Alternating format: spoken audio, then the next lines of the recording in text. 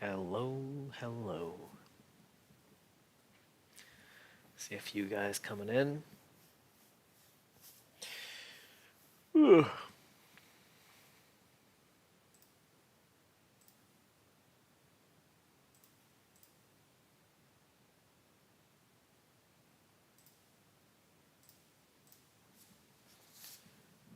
We're just watching to see if we can tag the open down at 92. That's an alarm for 15 minutes till we start E period. What's up, Seth? So 15 minutes till the start of E. I'll show you guys what I was looking at earlier today.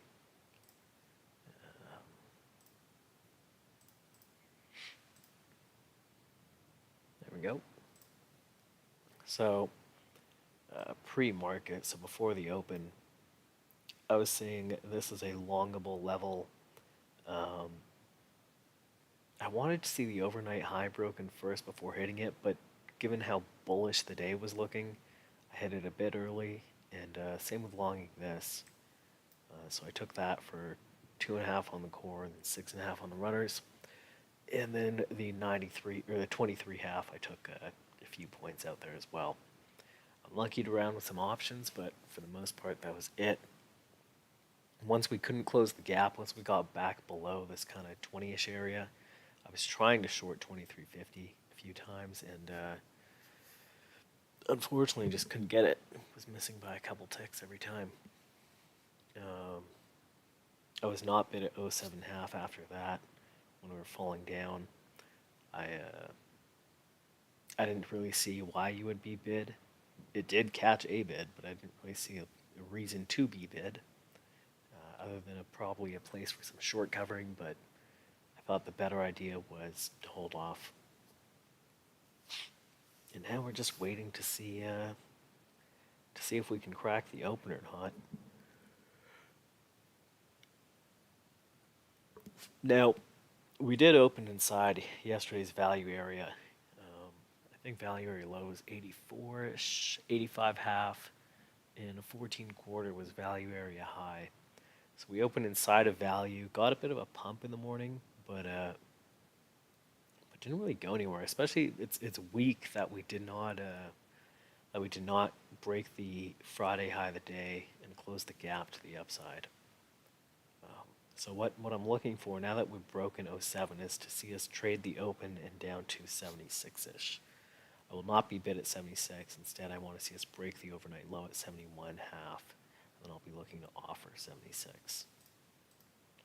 So that kind of looks like what I'm referring to, those spots. There's the overnight low. You can kind of see how throughout the night, let's go back to about 9 o'clock. There we go. You can see just throughout the night we're balancing between those two levels, right? We broke the overnight high, which usually you would want to see a move above yesterday's high of the day. But instead we are now falling back inside of balance, and now I'm looking for us to test the other side in the 70s. The open probably gets a bit of short covering, but for the most part, I think we head back down into the 70 area. Does that catch a bid? Not sure. Not sure. Tomorrow we have quite a bit of Fed talk, but we'll see. Let's get back back to the RTH. Zoom out a little bit. When I watch the market, I like to be able to see a large range. And then over on this other screen, I can show you guys the footprint. Because I know that's a little more entertaining to watch than just some 3-minute candles going by.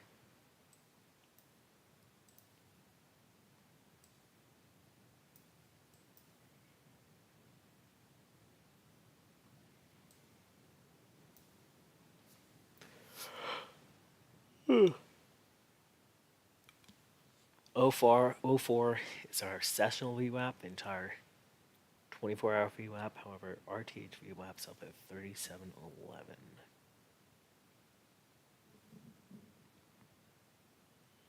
Internals are the most negative they've been on the day. That is noteworthy. We've got negative 900 on the advanced decline.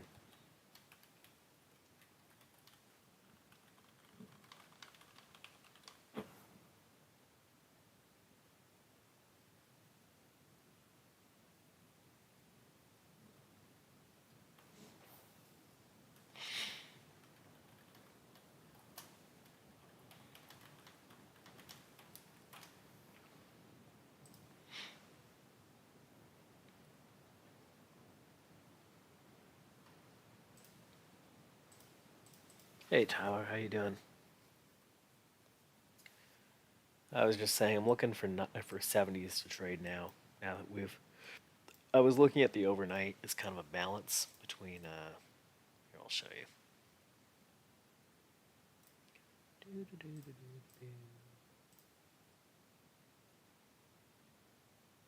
Come on.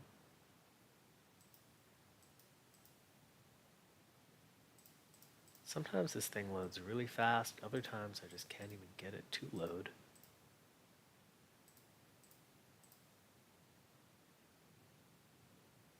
Give it a few seconds.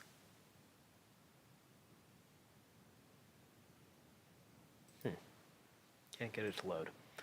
Alright, well, I was looking at balance between about 75-ish up to 14-ish. And when we broke, what I was saying is when we broke the overnight high, what you'd want to have seen was a break of yesterday's high of the day. Break balance, take out the swing high. But instead, we've now fallen back inside that balance now that we're back below 05. Now I'm just looking for the lows of balance to get tested. That's about it. So our high is... You hit any trades today? In the middle of that overnight high and low is 95. How hilarious, right? We're bouncing.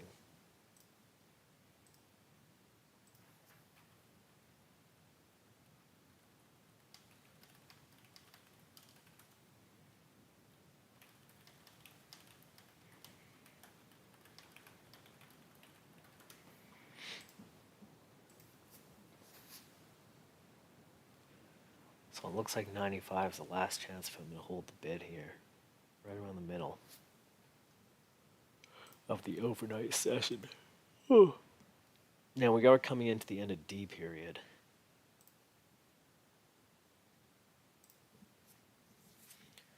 What I would expect to see is further selling, right? So usually D period is where we establish that trend, like we're seeing right now. Those are the euros cleaning out their longs, right? Cleaning out their long positions. I would like to see them keep selling it off. And after 11:30, we might be able to catch a bid.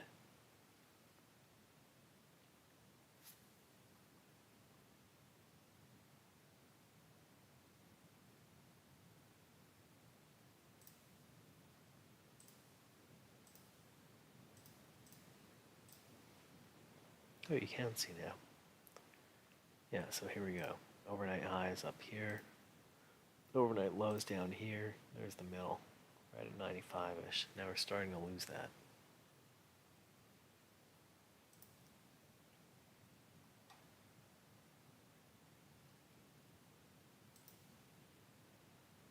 Yeah, this This 88 area appears to be something as well, kind of 85 to 90. Um, However, I think that 95 is more important, as well as the other levels I had.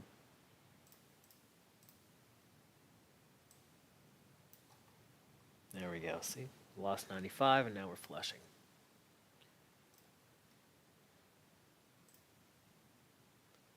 Let's go to motive wave. There you go.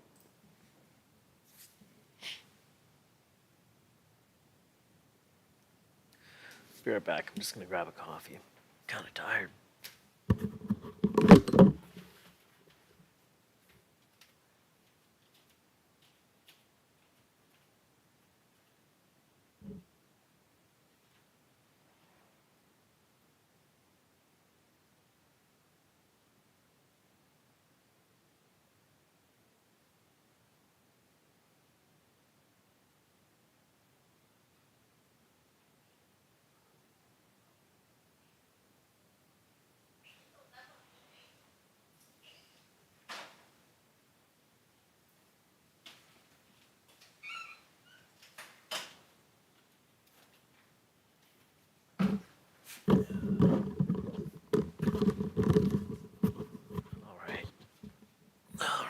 Alrighty.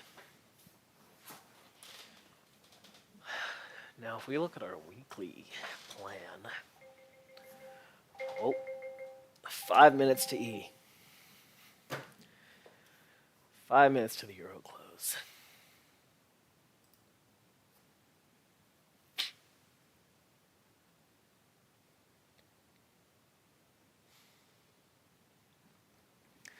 God, tomorrow's a mess. Is that 7:30 Eastern or Pacific?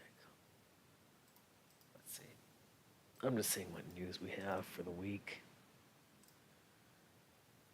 Oh, God. Okay, so Powell speaking well before the market opened. Oh, God, dollar CAD, even higher, 137.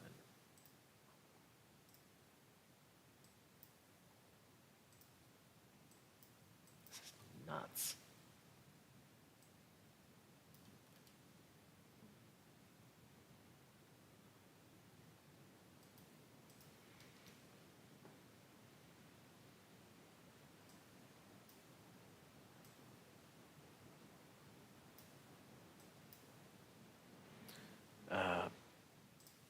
For tomorrow, JPOW at 7:30, durable goods at 8:30, 10 o'clock you got little man Bullard talking, and 10 o'clock consumer confidence. So quite a bit of news leading into the open and then right around the open. There we go, dollar CAD. Dollar CAD spiking, equity selling off.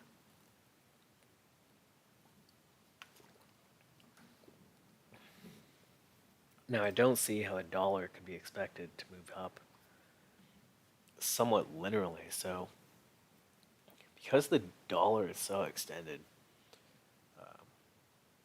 I wouldn't be surprised when we do catch a bid in the SPOOs if it is quite an aggressive one.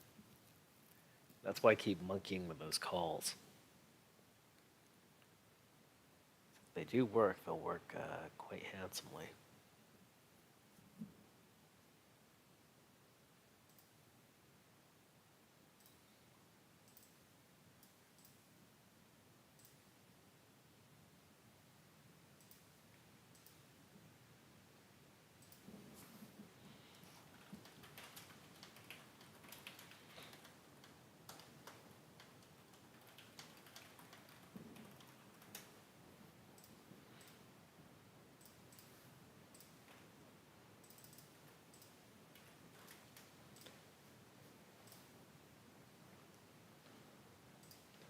So my plan is staying the same here. Going to wait for a break of the overnight low.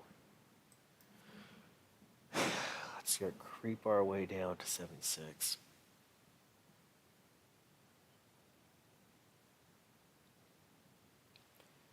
Now, if you really wanted to, you could probably short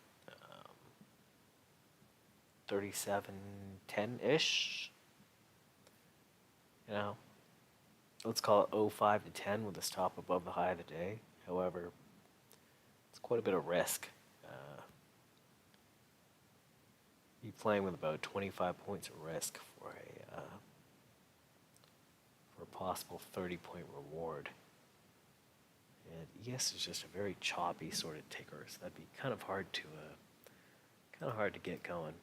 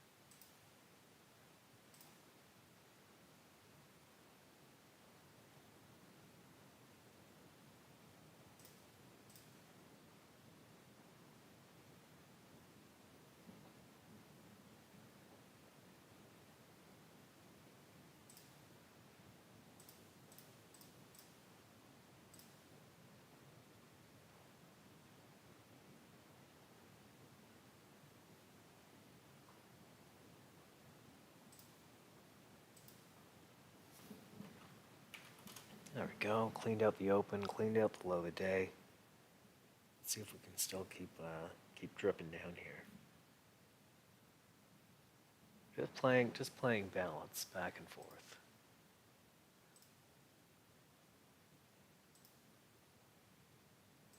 Back and forth. Value is at 85.5 from Friday.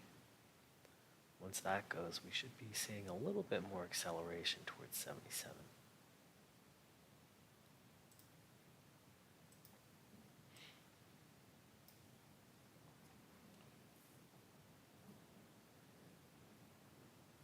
If I was short, I don't want to see the open to the overnight half get meddled with a little too much. So 92 to 95, I want to see hold for the most part. If I was short. Internals are negative 1,000. We're only down 0.5%.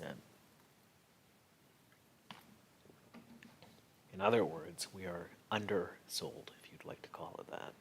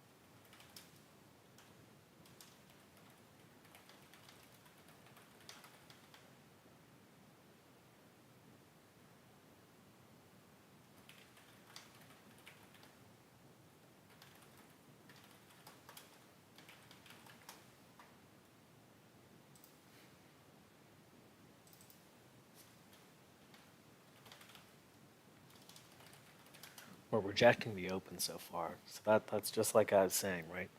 If you're short, you want to see the open get rejected. The open to the overnight half at 95, so 92 to 95. Then we want to see this thing continue to flush. Now, because it's 11:30, you are getting that bit of euro. If any of these euro guys were still short, they're just getting some covering. Or another way to put this is the sell pressure from the European traders is ending. So you're getting a bit of a lightened sell off, as well as maybe some bidding to cover.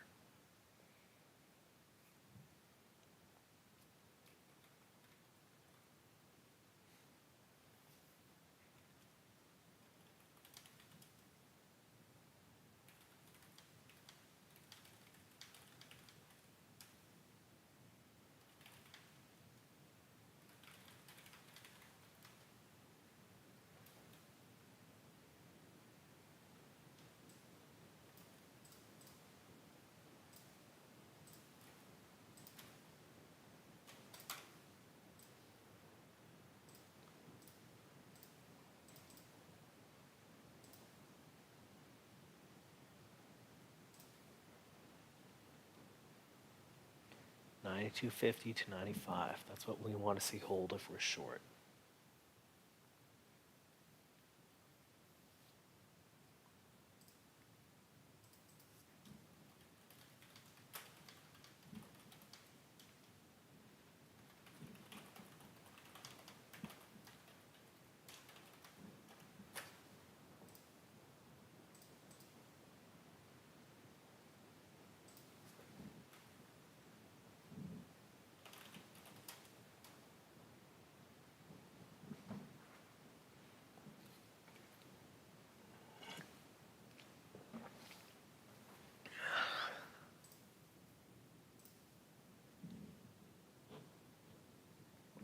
Q's at 11,400.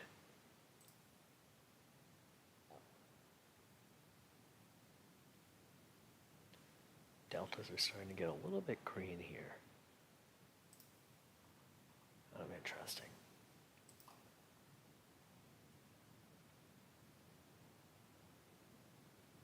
What's more interesting is the deltas are somewhat flat on the day.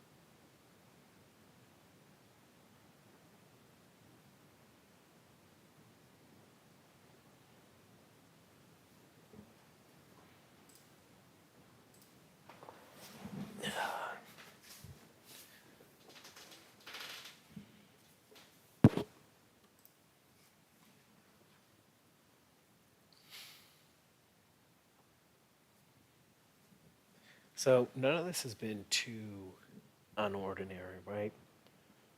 Open inside of value, the prior day's value. The only thing that was a little bit odd was once we breached value area high, as well as got over the July low, which would be considered the balance low at 23.75. A larger balance low is what I'm referring to. Is if you go back to that July trading, you'll see a balance between about 37.20-ish up to about 3800-ish. And the fact that we could not both hold that balance as well as take out yesterday's high, Friday's high of the day, that was kind of your indication to stop looking for longs. That's why I flattened out the calls pretty quickly. I took a small loss on them. On ES, we're 2 for 2 today.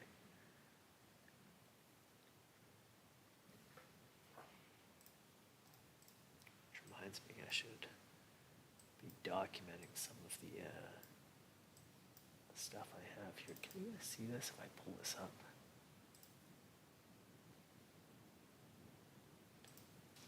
you guys have any questions as well, just feel free to throw them in.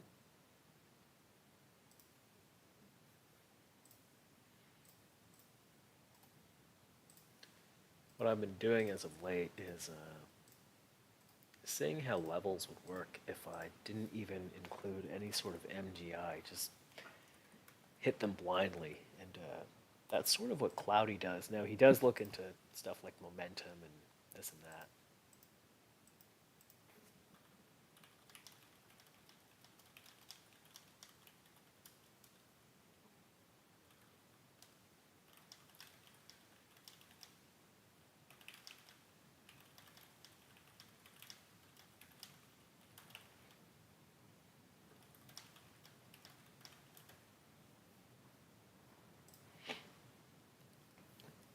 What Cloudy does is he has his levels and he hits them. He's got some various ways, I think, of identifying momentum and then trading in that direction, which I think is a great idea. Options. I'm not a good options trader. So no, I don't. Um, I think Options Alpha is the main website that puts out free information on it. Tasty Trades. Tasty Trades has a lot of free information on options. However, I'm a bad options trader. In general, I know I sell a lot of options, so I know how to sell options, but I'm not an options trader for sure. So I'm not your man for that. Other guys are, not me though. I'm I'm a rookie when it comes to options.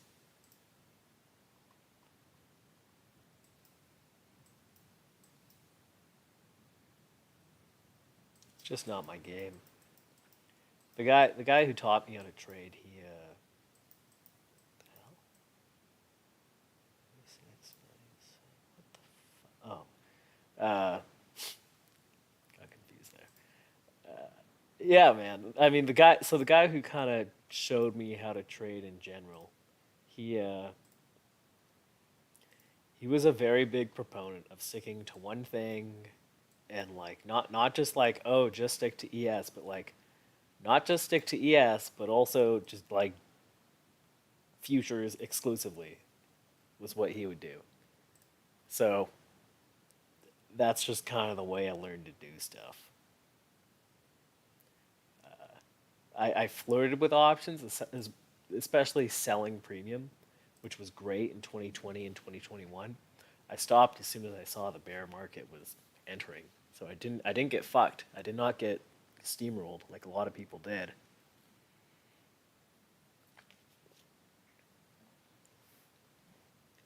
To me, options were always so. I trade with a guy who does really well with options. He trades SPX off of an ES chart, and I think the idea is that you buy an option where the delta is a little bit advantageous. So you're buying a slightly out of the money call, let's say, if you're going long.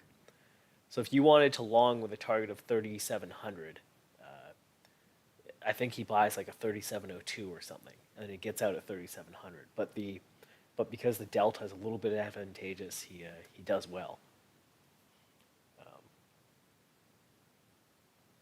yeah. 934.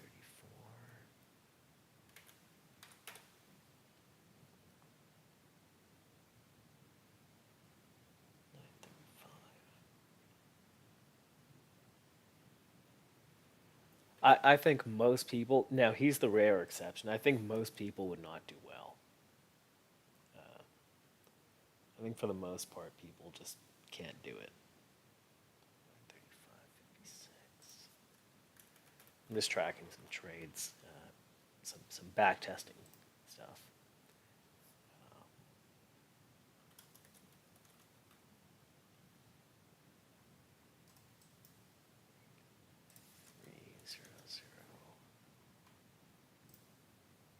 300. So what I've been looking for is how would my performance do if I just blindly hit levels with no directional bias or anything like that. And it's been interesting. it's been fairly interesting. Now,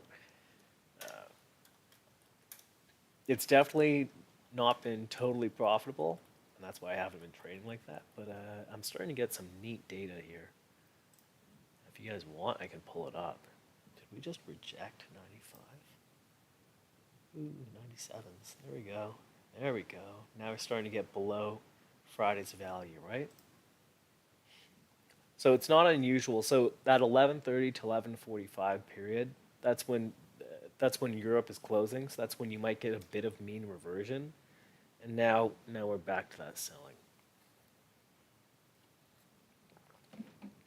Wow, that's a heavy tick.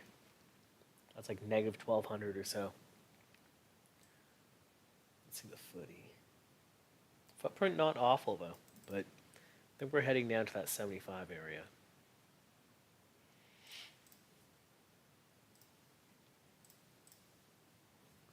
935. Traded 12.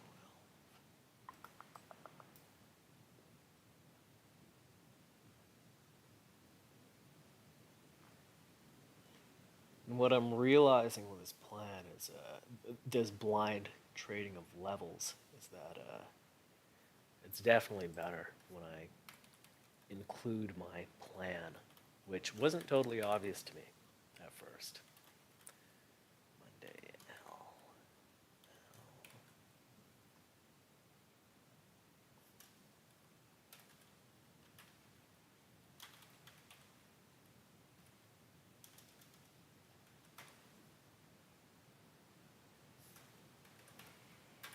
And so what made me interested in this is that I started calculating my average MAE on each trade, and it was really low.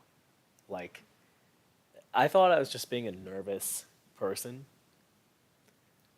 by thinking, oh, I'm just nervous. That's why I get out of trades quickly. But no, that was not the case. The data showed I was right.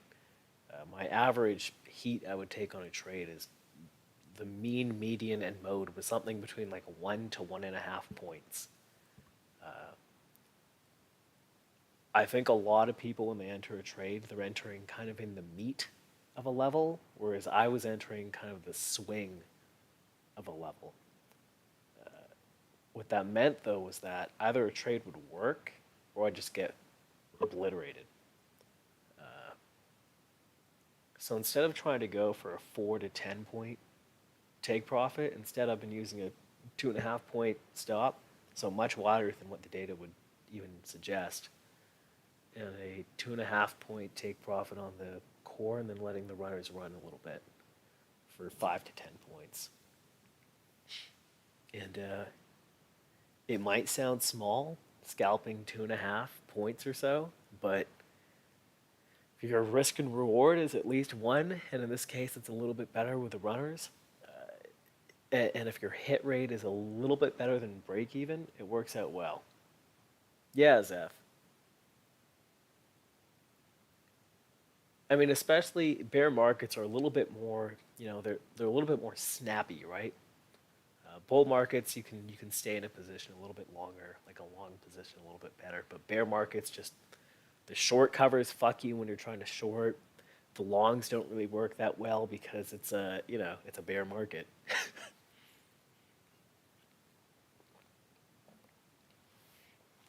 I just found because I always knew my accuracy was quite good, and so was my overall thesis when I would hit a trade. However, just look, I don't like losing, and the thought that I would be at a 1R, right? If I had a 2.5 point stop and I was at 2.5 points in the money, the fact that I would be at 1R and not have taken any off the table, and then end up with a loser if my stop got hit, it just seems so stupid to me. Like, what the fuck is the point of that? Why not just take it off at 1R, and then you leave some runners for whatever. You peel them as they give it to you, right? That's what I like the footprint for. The footprint I love for just seeing where I can get some runners going.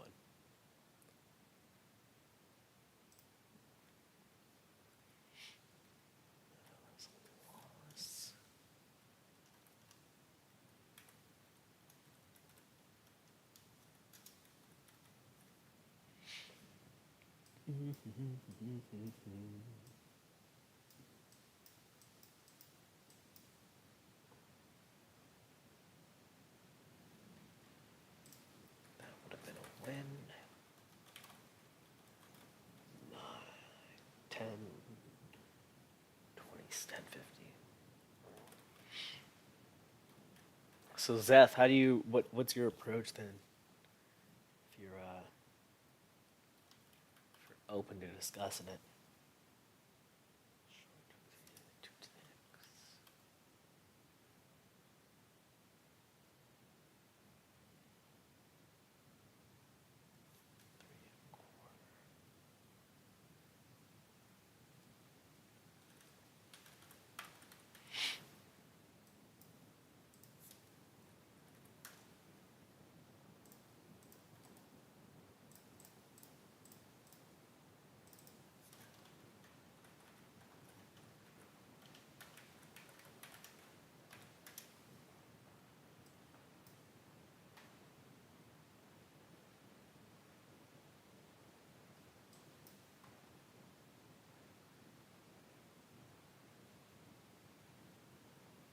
Trading the edges in VWAP. Interesting. How do you so do you use VWAP as a target? Is that usually your go-to?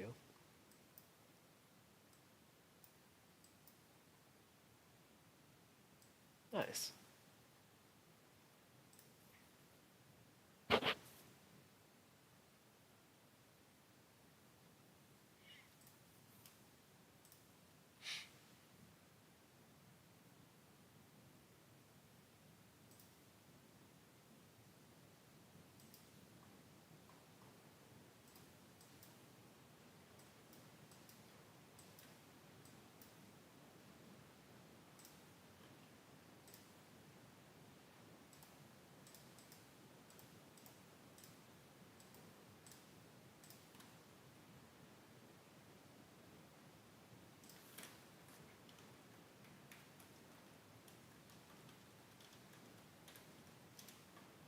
Depends on the trend of the day. Yeah, that makes sense. That makes a lot of sense.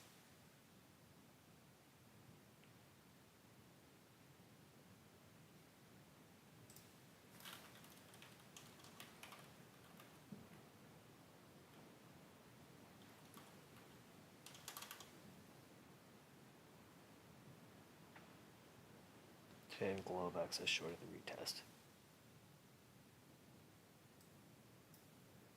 Jump on a couple points on the poor high. Interesting. So you're entering a VWAP.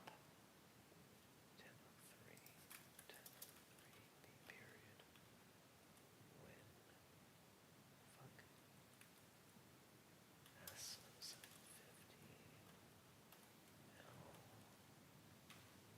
L 750.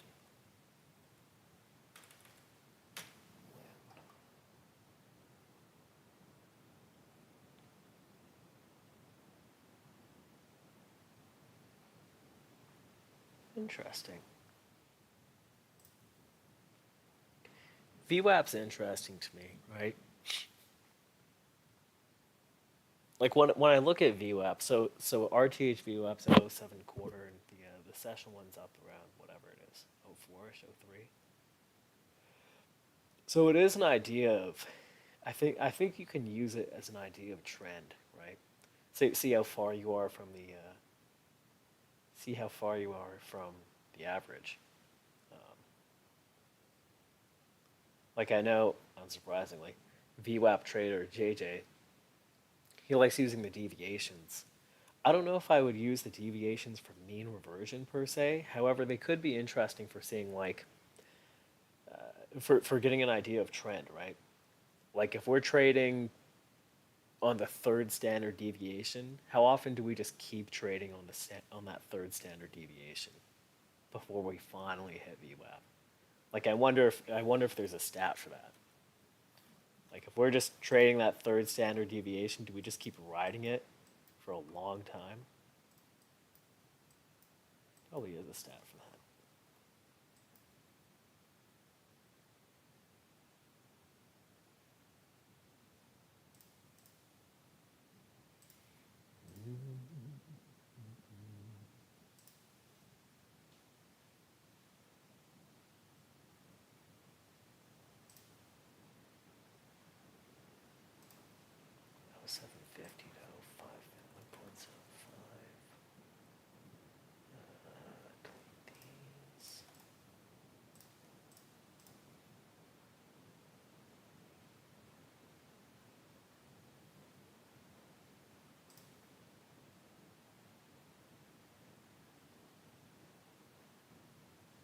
low 750 to 750, 10, 9 and a quarter.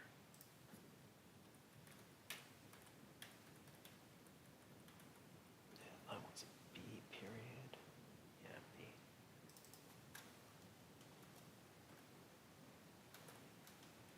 So what I've been doing is not only am I looking at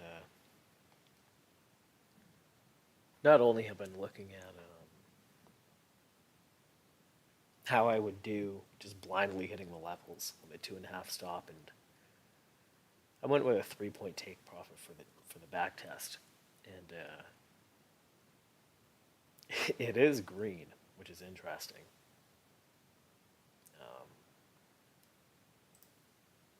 I've been also differentiating it by if I let it accept by 5 points over the level before hitting a retrace, or 10 points, and the numbers are looking kind of interesting. I think they're better with a 10-point acceptance. 56, 53, 58, D, 64, 29, 67. Yeah, they're slightly better with a 10-point. 50, 100, 33, 33, 50. Yeah.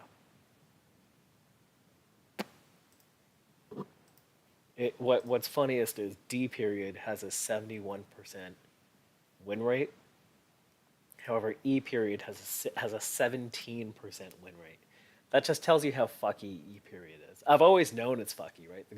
That same guy, he loves trading E period. It's when the Euros are all getting out of their positions and this and that. So he loves that period. But it's pretty funny seeing seeing D period as a 71% and then E is the exact opposite at 17%. It's comical. Fucking hilarious. 2350.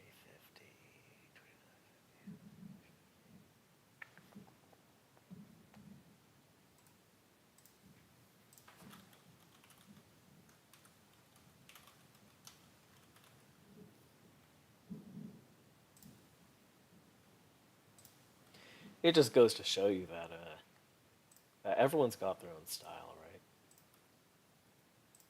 Some guys' styles are going to work amazingly for you. Other guys' styles are going to fuck you over. Yeah. B period winner.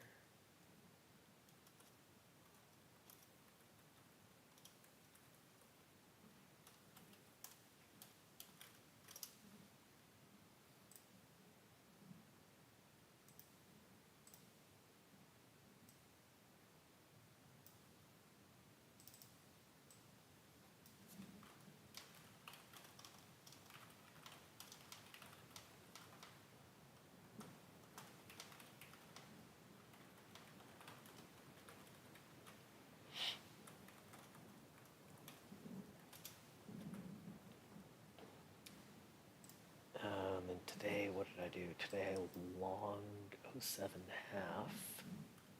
Right, today's Monday. When did I hit these trades? Ooh.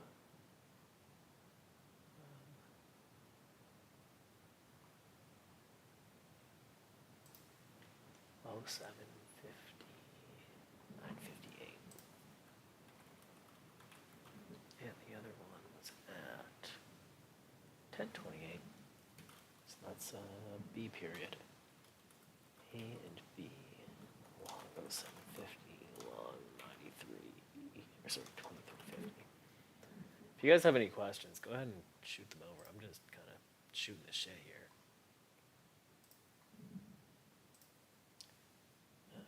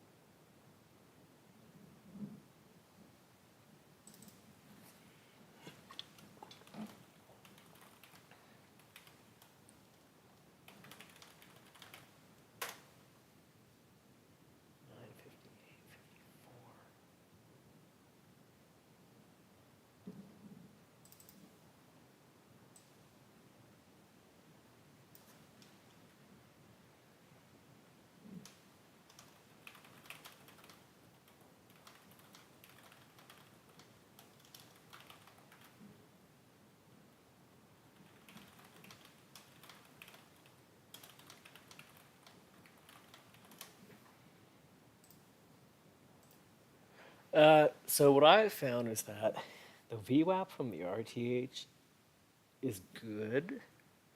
However, the full session tends to do better. Same with, so I track weekly VWAP, monthly, quarterly, yearly, all that. And it seems like the full session does better for whatever reason. Yeah, I guess Zeth found the same thing. Again, I don't really trade off of it, right? And sessional and Globex, sorry, sessional, so the full 24-hour session and RTH VWAP, they're going to be within a few points anyway. And I'm not really trading off of it. I'm just, kind of just aware where it is. So it doesn't really make much of a difference for me.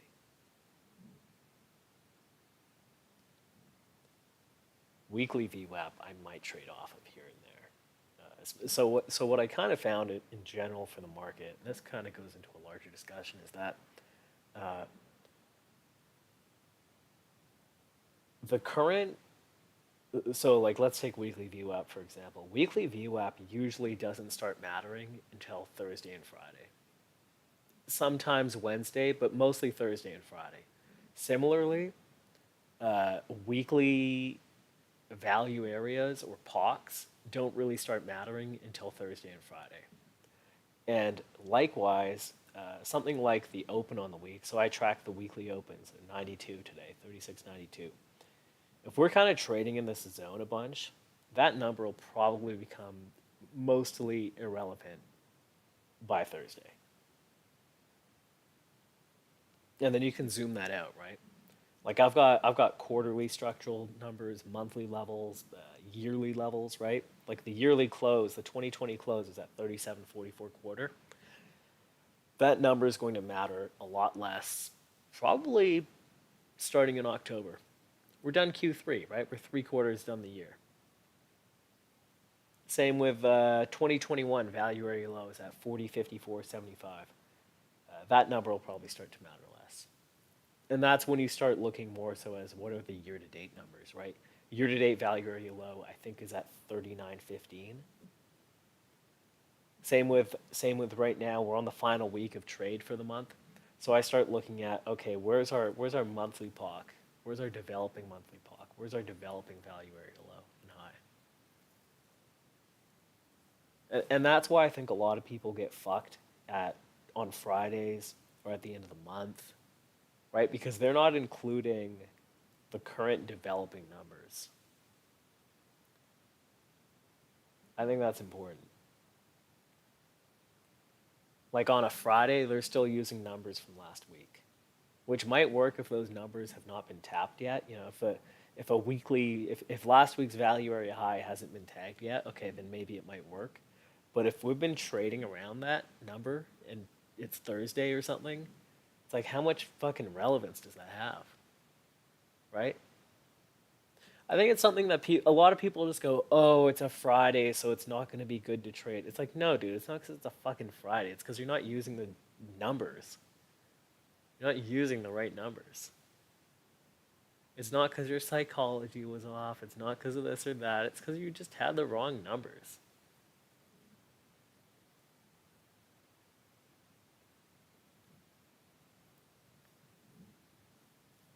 That's what makes trading hard, I find, is that on Monday and Tuesday, maybe even Wednesday, yeah, sure, use last week's numbers, they'll be great. Use last week's low or the open or this or that. Once you're at Thursday and Friday, you got to start thinking a little bit smarter. Or you also have to use numbers like the spike base from FOMC the other week is I think it's at 33 quarter, 38.33 quarter, I think off the top of my head. Maybe it's 33.75 or 32.75. I can't remember. But like, that's a number you got to know, right? You got to know all these numbers.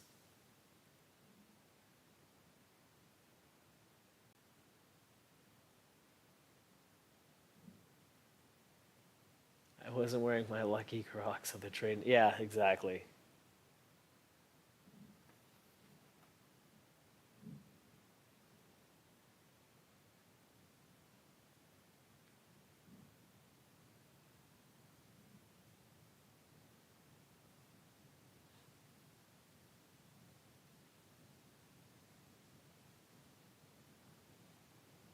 Oof. Okay, the BOV, Bank of England, is saying it won't hesitate to raise rates. That's good, because they need to raise them. Otherwise, they're just going to keep shit in the bed.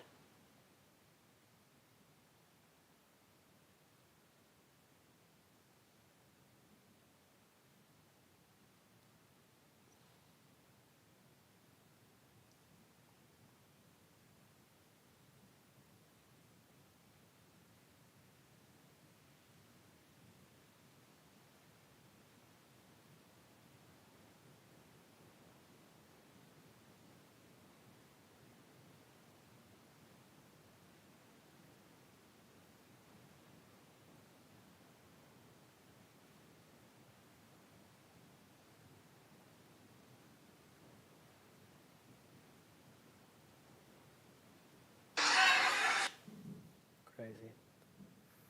It was good, man. I uh, I was just tracking the data and all that. The back test I've been running, and now I guess it's a current test.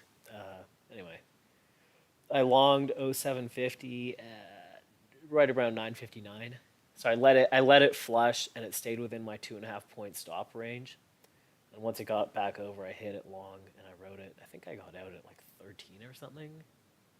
1375 looks like was where the last contract peeled out. And then I longed 2350 at 1028 and took 2.5 or 3 points out there. And I was fucking with those options throughout the day. That was mostly a scratch. So I don't really care about that. What I am happy though is that the past, what is this, 2, 4, 6 trades that I've been doing this method have all won. So that's nice. can't can't really complain about that. Yeah.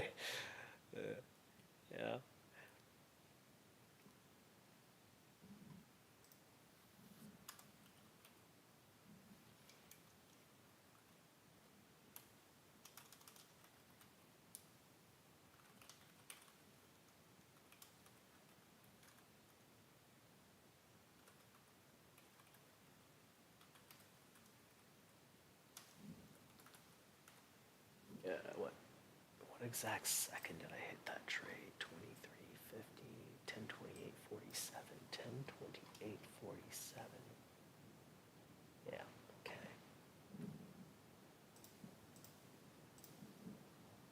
The entire trade to go. 1 point of MA. One. Ran for. What is this? 4.75 points.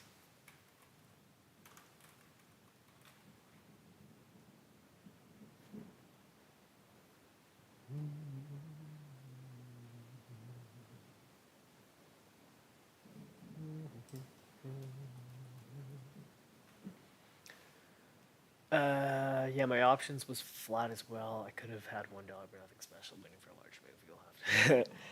Yeah, I was looking for a bit. I mean, so I grabbed puts at 3713 ish in the morning, and then when it was flushing below, like around 3700, I was like, oh great, I'll just move my stop to above the high of the day. So I got tagged for a very small loss, and then I bought calls at like 3725 ish, and then I got out of those I think at 20. So, like these are like penny losses. Yeah, it's nothing, dude. It's the you know what it is. So hold on, let me just track this fucking trade data. Hold on, give me a second. 5 for 5, and then 1 for 1, and then Monday 2 for 2. Is that it? Short it, long it, short it. Did we get to 2850? Yeah, we did. Oh, but I missed my tick. Okay. Here, I'll show you guys the stats here. It's kind of cool. How do I... Can you see this? Go. Go. There we go. So this is just, I was just back testing this data. So this, the woulda 5 point and the woulda 10 point, this is a take profit of 3 points and a stop loss of 3 points. Same with this one, I think. Yeah. So these are 3 and 3s, and it's just creating the levels from the weekly plan that I show you guys, or from the daily plan that I post, right, pre-market, and then just blindly hitting them. And the only qualification is that it has to have traded it has to have traded 5 points above the level, and then I wait for the retracement, or if it's a short, I wait for a 5 point move below the level, and then I hit a retracement short. So that's for the 5 point one, and you can see it's like kind of about break even, I would say. But for the 10 point one, it looks a little bit better. Actually, almost every period is break even or better, other than fucking the goddamn Euro period. But like the rest of them are at a slight win. And the other qualification is that I don't hit it if it missed a fail or by a tick, and once the level has been traded long side and short side, I consider it done. So that's no more trades for the rest of the day. And these are just, I'm copying the rules as what Cloudy has. I think you were asking me what he does, Jesse. It was too much to type. That's pretty much what he does. He blindly hits the level on the long side and the short side, and then he's done. Nowadays, he's including a momentum indicator of some sort. So, like today, I think he was only looking for shorts. So he would only hit them on the short side, and once they're hit, they're hit. Now I combined that with my plan and sort of what I look at intraday, and so far they've all been winners, which is nice. This has got me more interested. Is that the MFE has been very nice. You know, the MFE has been pretty healthy.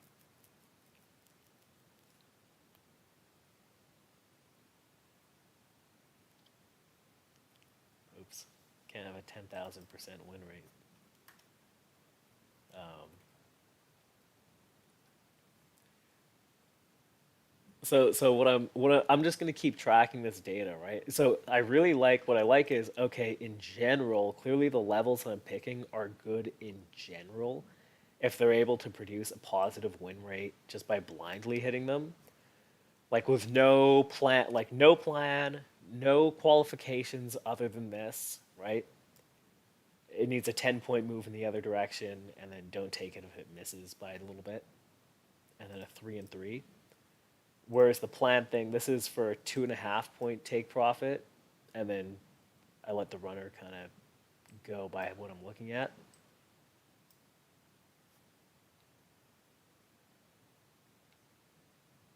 Yeah, you've got a wider take profit, right? And a wider stop. And then, yeah, I'm letting this, for the most part, be after 5 over or under the level. I should actually get rid of that as a rule, though.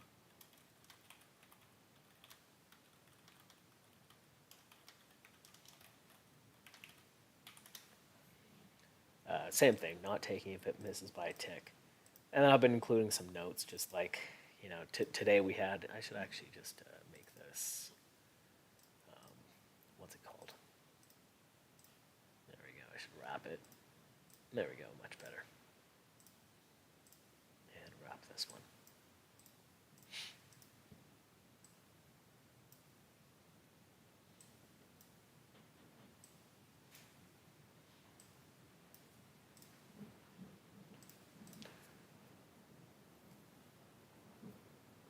So similar to what lumber futures are down. Similar to what we talked about, hitting your levels with a limit, I thought was TP12 SL6. I mean, so here's the thing, right? Here we can go back to the motive wave thing. There we go. Here was my thought process. My thought was actually let's go go to this. Oh, there we go.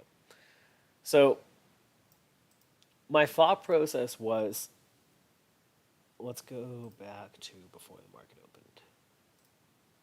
Whee! Okay. So I have a pretty good idea of how structure works and finding levels, and I would consider that all sort of higher time frame information, right? Being able to look at a day like this and saying, okay, I don't want to short this, I don't want to short this, I want to be long here, long here.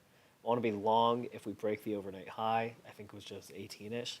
So the idea was be long, break the overnight high, hit a retracement. If it breaks the high of the day and comes back in, don't hit it. Then hit it long if we break the high of the day, hit this 23-ish long, right? So in general, and my ideas of structure and accuracy with my levels, it's all coming from like higher time frame data, I guess you could call it, or a higher time frame analysis. So my problem with Motive Wave, I tried to change handle. Oh, your Leslie in Denver name. So my thought was that uh, if I'm relying on higher time frame information, right, then how is a footprint going to help me? Because a lot of the time the footprint will look like ass, right? Like, hold on, let's go to the footprint. Let's go to where I hit my trades, okay?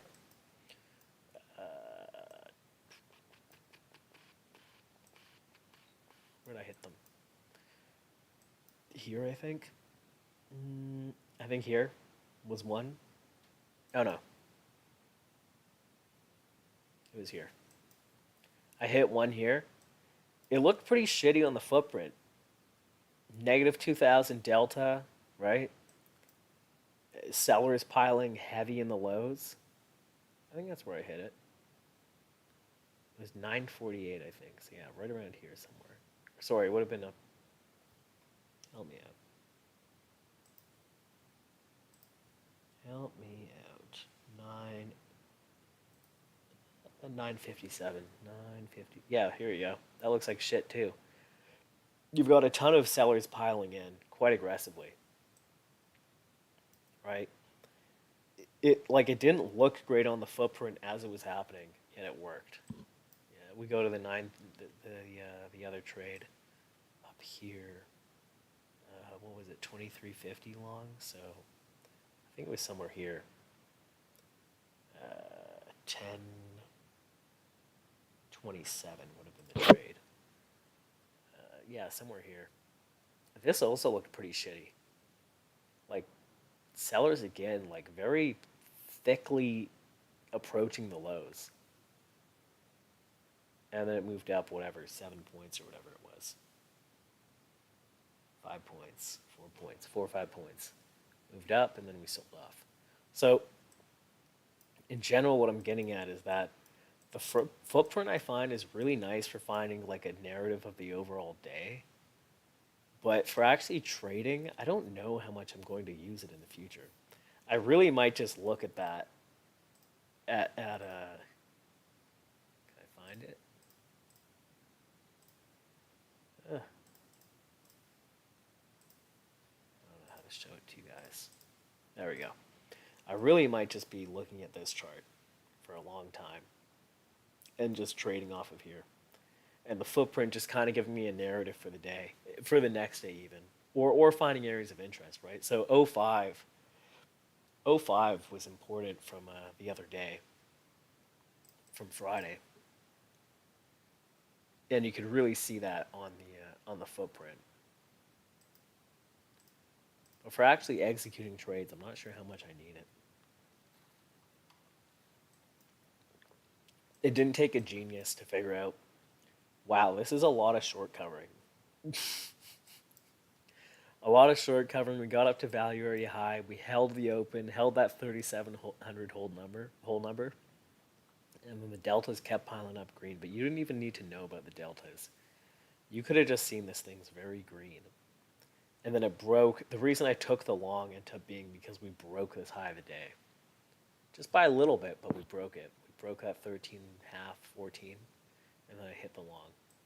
The reason I took that 23.5 area was because the lows of balance are kind of 22 on a higher time frame. If you go back to July, you'll see the lows of balance is kind of 37, 22-ish. And then with a gap above us, I was thinking we'd consolidate, a little backfill off my level, and we could start getting into the gap.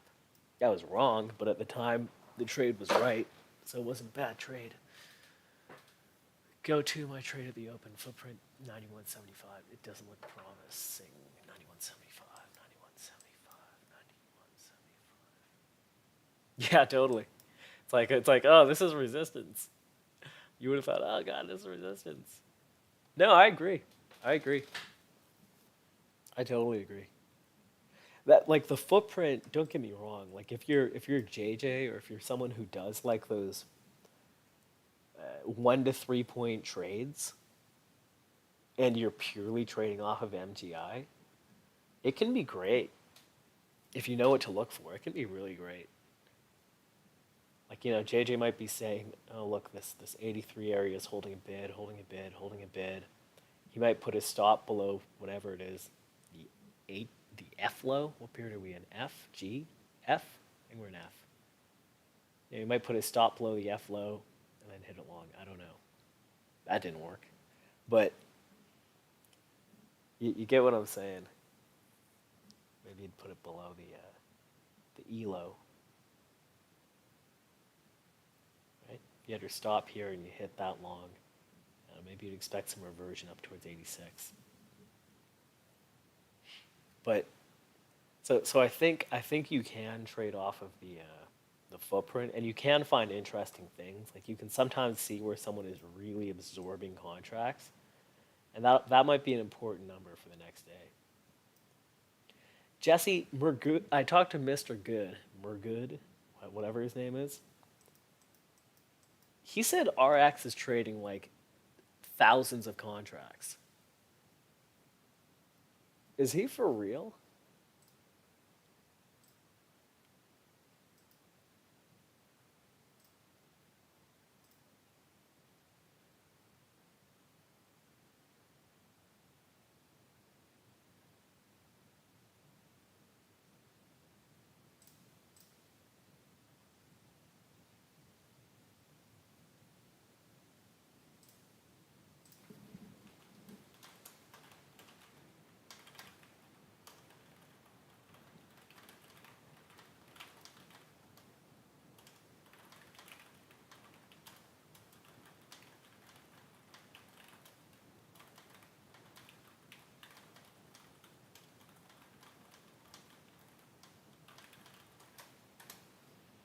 I just sent him a DM.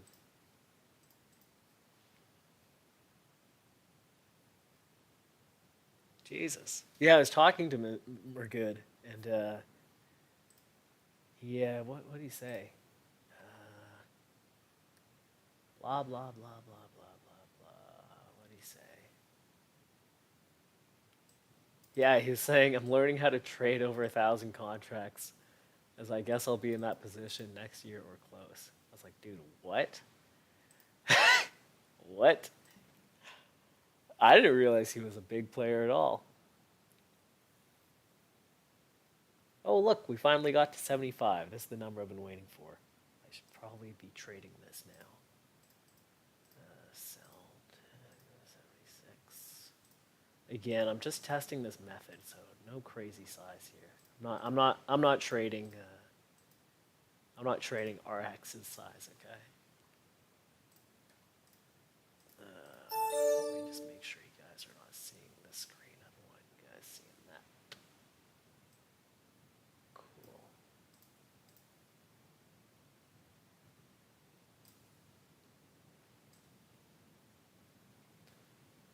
There's 76, my level hitting to the tick.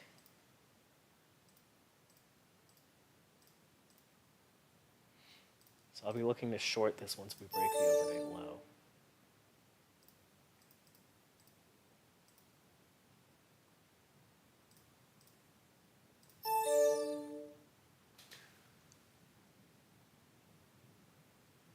I always thought Murgood was just like, one of those guys who just like he's doing like a million things, blows up, just million like he gets a funded account, so like he's not really blowing up much of his own money, right? Like I thought it was like spends $50, gets an account going, gets it funded, blows up, does the same thing. I thought that's what he was doing. I didn't realize he's actually doing well now.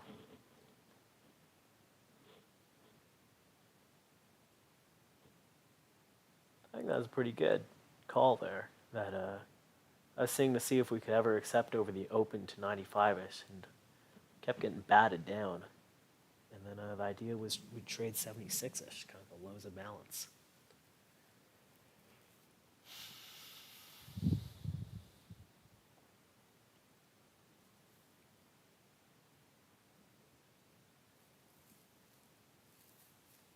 Your stats work. Trust your stats and size up. That's a nice thing about funded accounts. Yeah, for sure.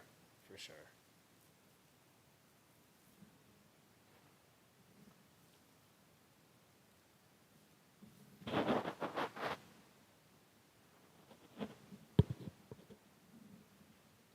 Negative 1750 on the advanced decline.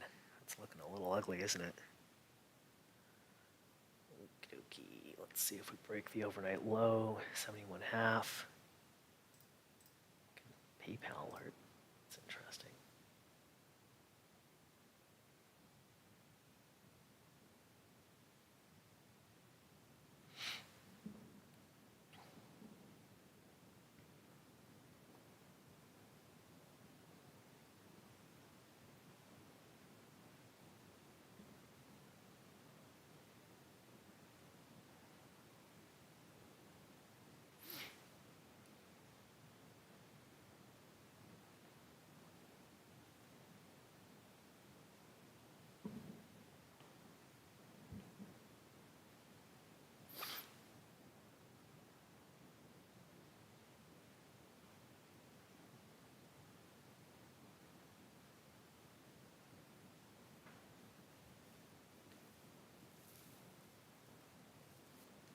Unfortunately, I'm waiting for a break of the overnight low before getting short, so I missed that one. That would have been my 2.5 pointer.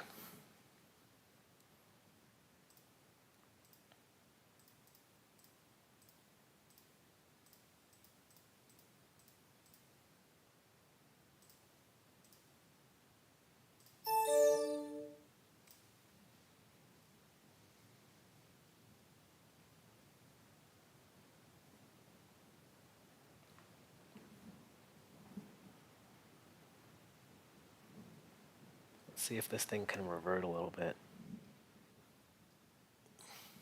Or if it'll just break the overnight low. 67 to 75 drawn up POC, auction POC, 70 quarter. Hey, nice. What did we end up hitting? 71-ish, right? Yeah, 71, 72. So 75 was the weekly POC from June when we were trading right around this yearly low. So 75 was the number I was interested in on, I think it was like 74.75 was the weekly POC, and then 75 quarter was the weekly close. I think that's what the numbers were, so I was just calling it 75. And then where we bid really aggressively on Friday was at 76. So that's been the number I've been watching. And that's kind of where we put in the balance low for Globex. 71.5 to 78.75 is my area. So I'll show you guys.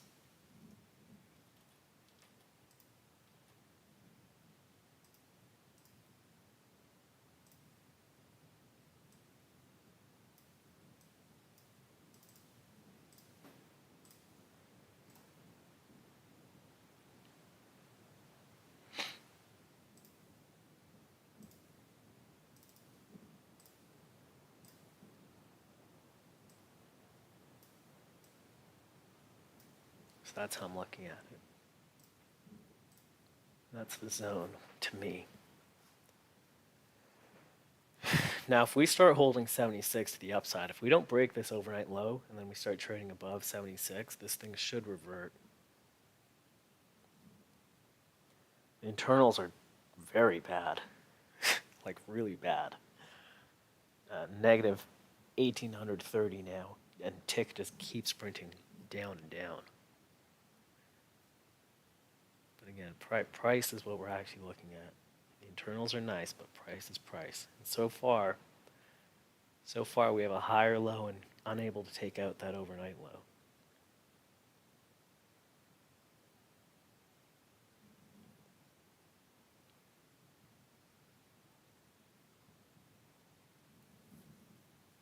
If we can't take out that overnight low, this thing will take a breather, right?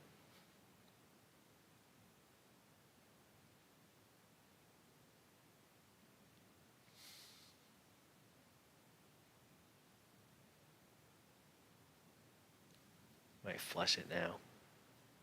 Come on. Come on. Come on. There we go. All right, I'm offered at 76.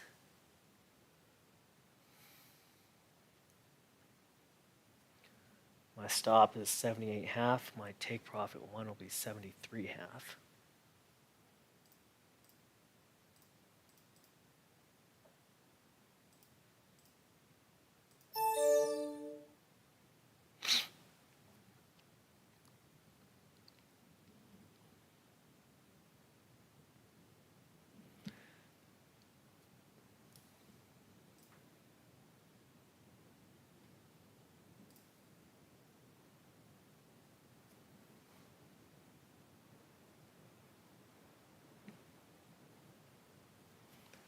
So I have a limit sell at 76. Negative 1880 on the advanced decline. Ticks remain under negative 1,000. That's some heavy selling. Really heavy. Now what might end up happening is that because the selling is so heavy, when this thing catches a breath, it might just rip me apart. But we'll wait to see if that happens. Right. Yeah, this is negative 1,400 repeatedly on the tick. That is, I've never seen that. I'll put it that way.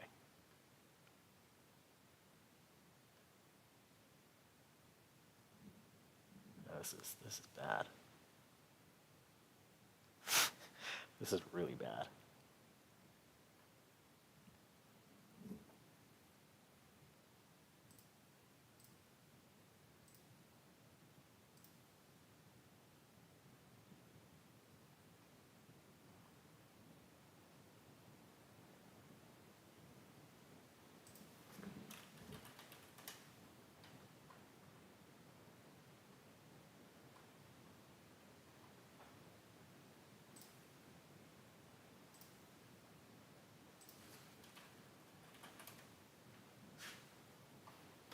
I'm not saying your guy. If you guys type in the merc, I'm not going to see your message. I'm not checking it too much, right? I've got too much shit open as is. Anyway, I'm limit offered at 76 still, just per the plan. I don't love just being limit offered here when we're so heavily sold off, but I like that it'll be an 8-point retracement. Ideally, I get the sell before we break prior week's low and Friday's low at 60 quarter. And there should be some short covering around there before we head lower, if we head lower.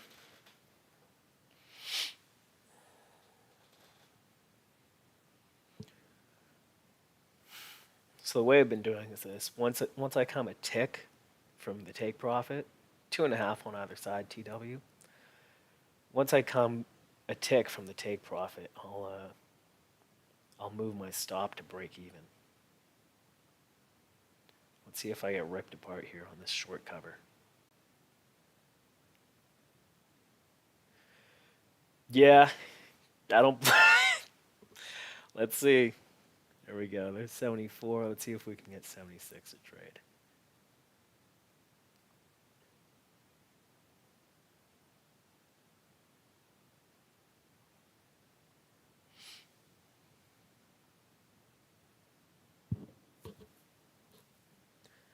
So typically, if I was intraday, just using intraday information exclusively, I would not be offered here.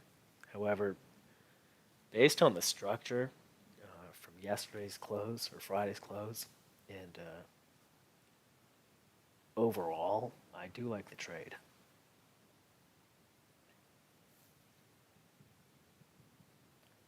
Now, if I miss by a tick, or if I don't get filled, I will cancel the order if it goes to within a tick of the take profit. I'll consider that a miss. And then I think I'll be done on the day, because I don't want to short anything else. I'm not interested in trading below the weekly low. I'm not interested in trading below the weekly low, and I'm not. And I already played all the levels above. I doubt we're going to see 37.44 today. That's probably it. And then I'll just be watching with you guys. God, I'm gonna get my face ripped off here.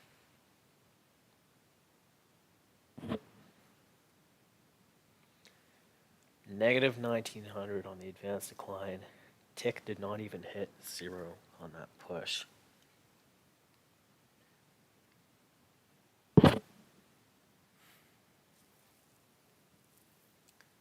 It's trying to hold this balance at the overnight low.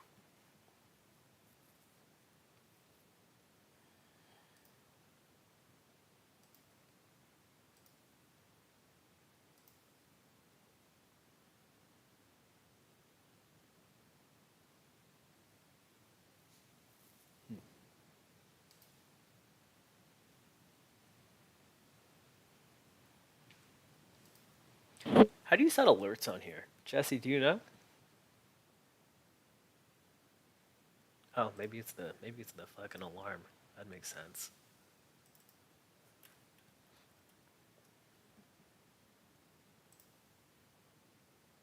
Let's see if that worked.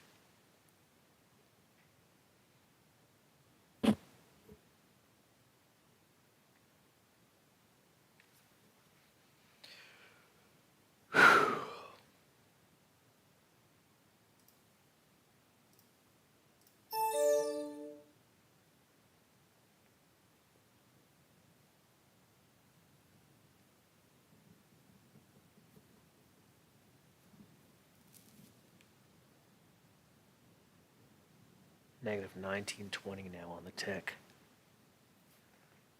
So when we first entered this area, this balanced low area, what was the yeah.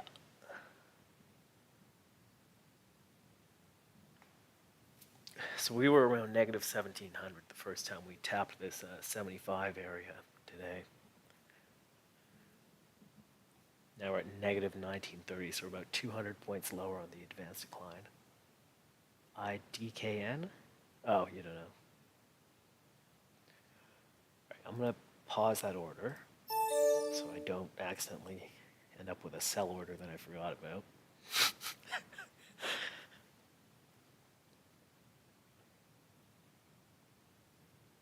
If we get to 73, I'll throw it back on. Nothing worse than forgetting about an order.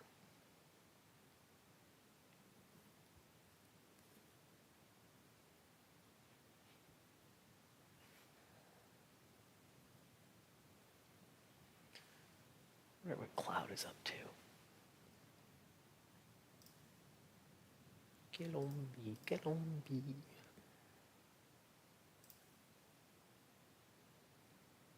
Oof. He had a tough one today.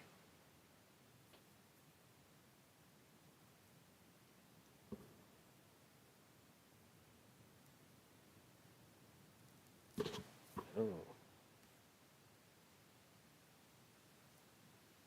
So he was his momentum indicator had momentum extremely negative, and he shorted 07 quarter in the morning and got stopped. And he had a long. He decided to long it.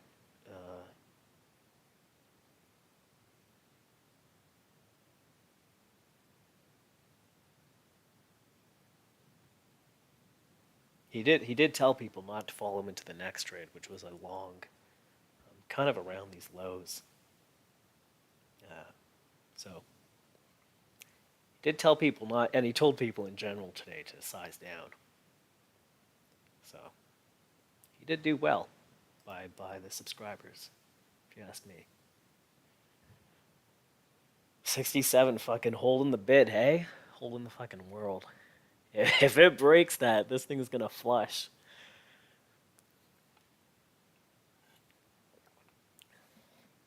So the reason I'm not interested in playing those lower areas is kind of exactly what Cloudy's experiencing right now, except it'll get even worse down there, which is that you're going to have people liquidating, right? You're going to have people liquidating once we break yesterday's low of the day, because it's also the low of the week, and it's right by the low of the year. So you're going to have people liquidating out of their longs, yet simultaneously you should be getting some aggressive short covering and maybe even some initiative buying around that prior year low at 52.5, and 39 is the low of the year. I think it's just going to get really, really messy.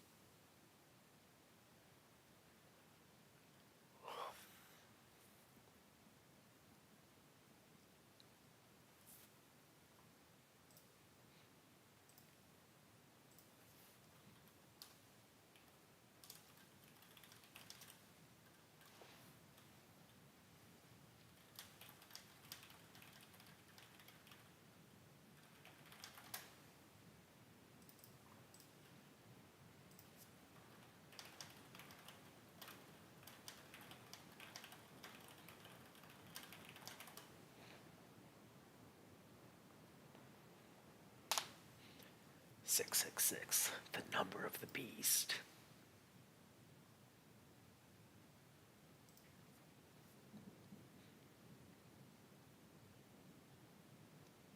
Messy, messy, messy.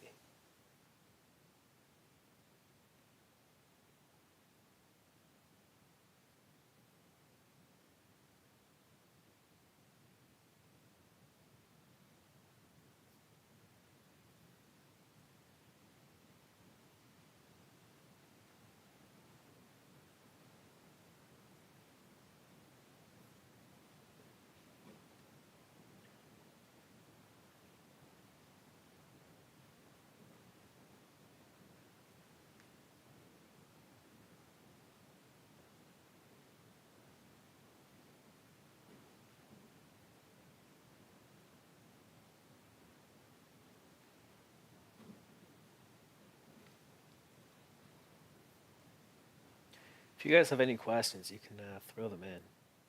I'm just hanging out. So right now I've got it. Once we get up to 73, I'll throw in the short order again at 76. And there'll be a 2.5 point bracket on either side with runners for lower.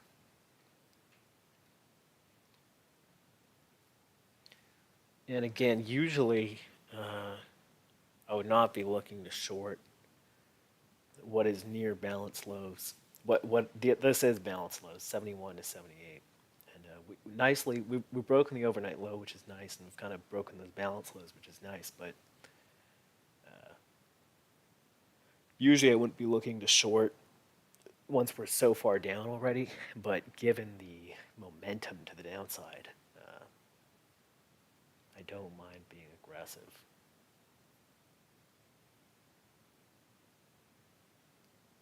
So we're just waiting.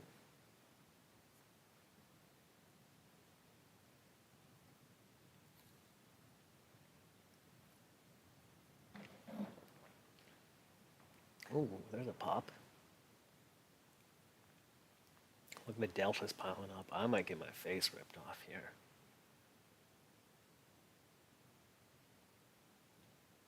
There's 71s.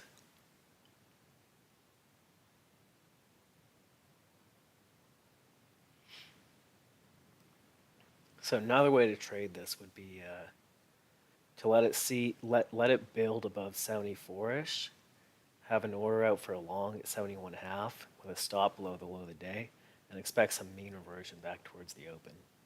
That'd be another way to play this. All right, A short order is out at 76.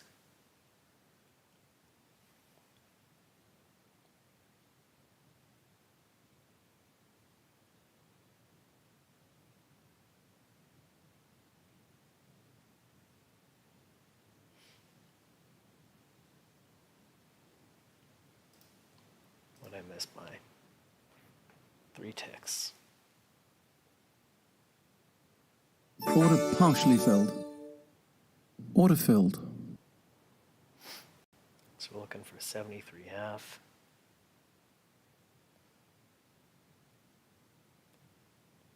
My stop's at break even. Order cancelled. Just canceling that original bracket stop. I might get BE'd here. And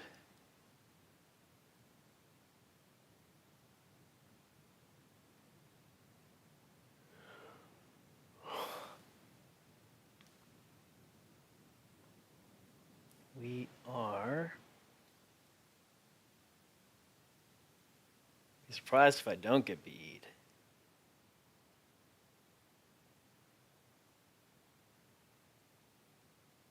Order filled. Out of break even. Order cancelled. That was a good try. Now you can see my orders.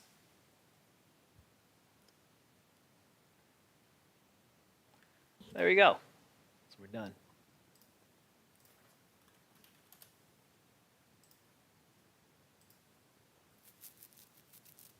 Oh, yeah. That weird kind of, I don't even know how to imitate it. Do you know kind of noise? Yeah, that's my, that's just when I'm saving an order, or I think, yeah, I think saving an order, right? Is it this sound you're talking about? Let me turn up the volume. That's my, that's just saving a, like an order. So that just saved a sell order. Order cancelled. And there's the order canceled. Order cancelled. I'm just canceling the prior orders I had. Order cancelled.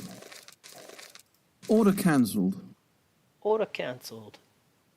Poor little British boy, he's probably sad.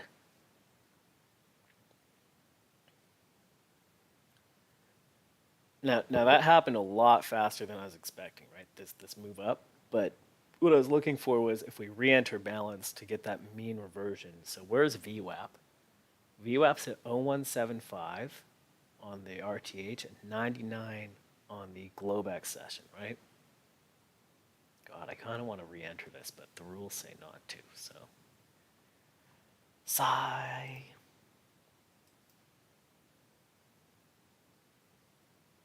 How close did I get to... Oh, did this never even print 73.5? Or 73.75? Oh, it did. Yeah, so it came one tick from a fill, right? So that's why I moved my stop to break even. I was just making sure it did. Otherwise would be back in. So what you look for is, here's our move out of balance, right? It's actually the exact same thing we saw earlier today. So our balance high I had at, let's go to the other chart. It'll be a little bit easier to see.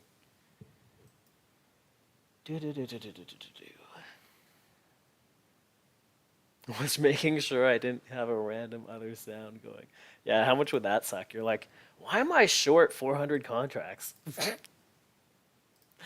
right, let's go to this chart. And let's throw in the ETH session. So if you ask me, our balance from last night was kind of like 18-ish. Oops, got the magnet on. 18-ish down to here, right? Down to the overnight low at 71-ish. So when we broke out of balance and we churned, what you'd expect is for the swing high, for the high of the day from Friday, this kind of 30, whatever it is, 35 quarter, you'd expect that to get broken and go fill in the gap.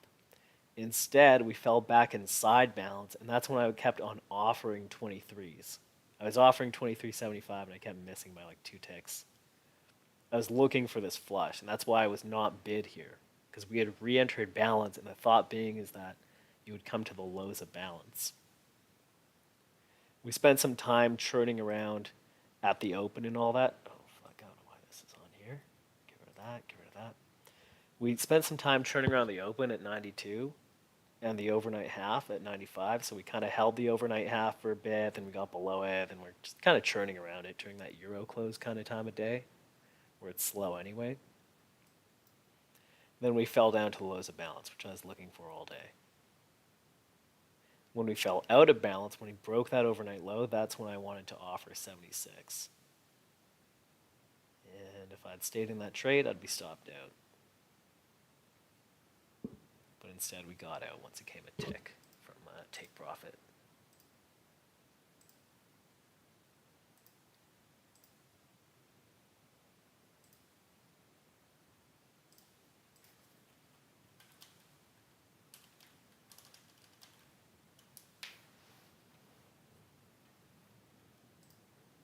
So let me just record. Can you guys see this? I think you can. Whatever, doesn't matter.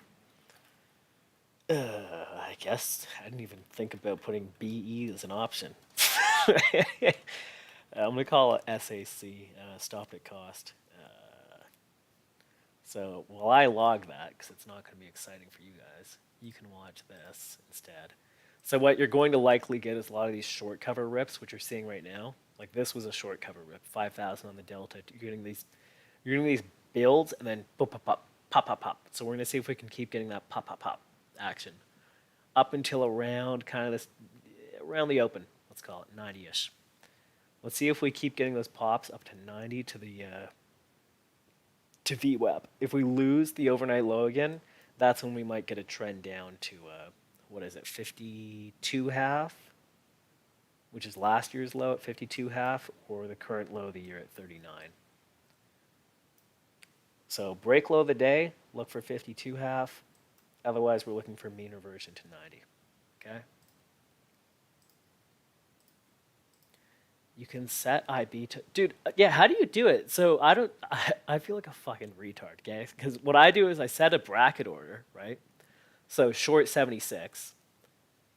How do I make it so it moves stop to break even when I'm at 2.25 in the money, and then when I'm 2.5 in the money, take profit on 70%, and then move my stop to break even.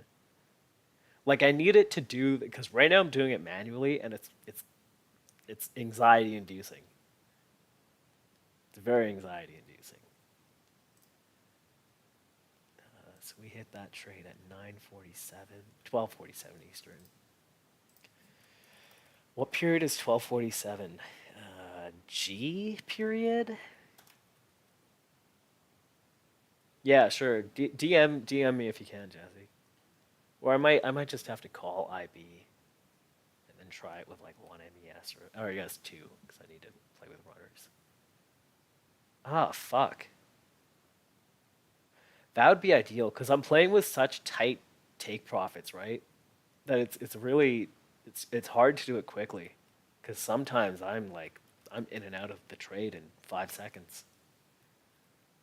S76 MAE before. What was my MAE and MFE?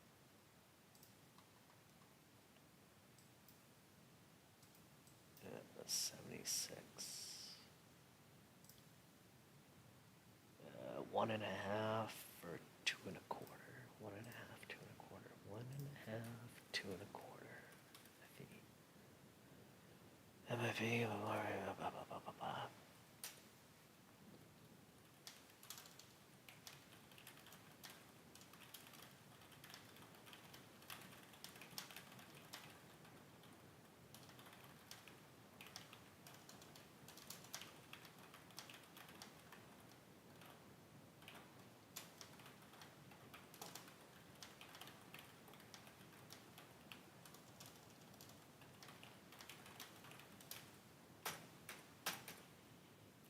G period, so 0 for 1 on G period today. And today's Monday. Automate as much as you can. Dude, that would be great. That would be great. I'm over here just trading like an idiot. Manually doing this shit. Eh? Just manually moving my shit around. So there we go, guys. Remember, I said we're looking for that kind of rippy action up to 90. And that's what we're getting. So this is so everyone's short, short, short, short, short. Everyone piles in short when they see the break of the overnight low. You get that rip back to 76, and now we're getting the short covering. So we're looking for 90 up to VWAP to trade for that mean reversion. So right around, let's call it a 90 to double O. That's where our VWAP will probably be when we get up to there. Okay. So 71.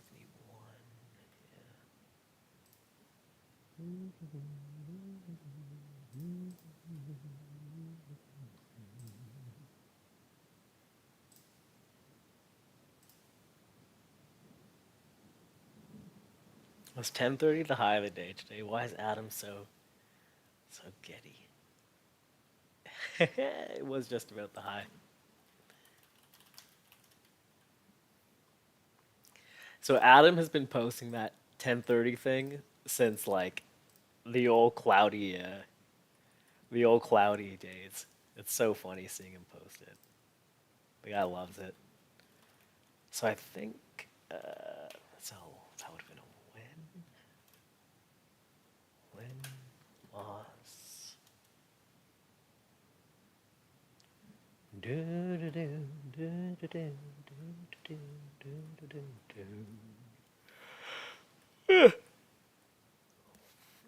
Winner, chicken, chicken dinner.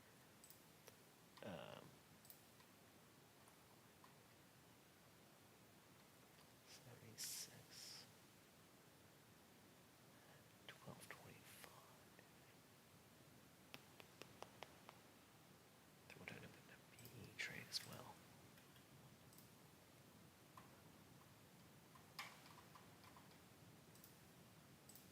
12:25.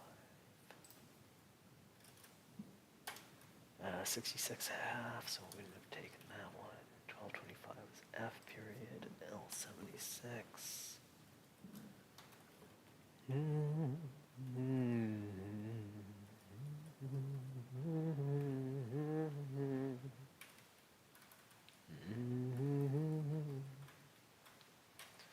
F period would have been a break-even one.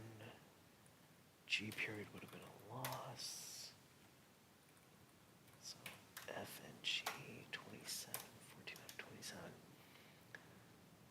Makes sense. Euro starts to fade 1 hour before the close. Same idea as power hour. Yeah, exactly, right?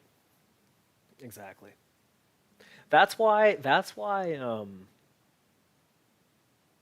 I mean, think about it. Like, so, actually here, I don't know if you were here for this, Jesse. This is really funny. This made me giggle because it was exactly what I thought it would be, but it was just funny seeing, like, the data support it for once. Here. So, this is if I took a 3-point stop and take profit and blindly hit all my levels. E period, 29% win rate. Every other one, like, around break even. If you do a 10-point before hitting the level, it's even better. Look at 17% for E period, 71% for D period. It was fucking hilarious to me. So what's the average? I wonder if you took the average of all these. So 25, should we do it? Let's do this. 25 plus 25 plus 20, so 45, 57, 64, 70, 76, 77, 70, 80, 80, 82, 87, 91, 92.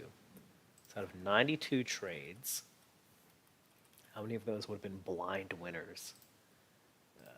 14, 25, 32, 37, 38, 42, 43, 44, 46, 48, 49.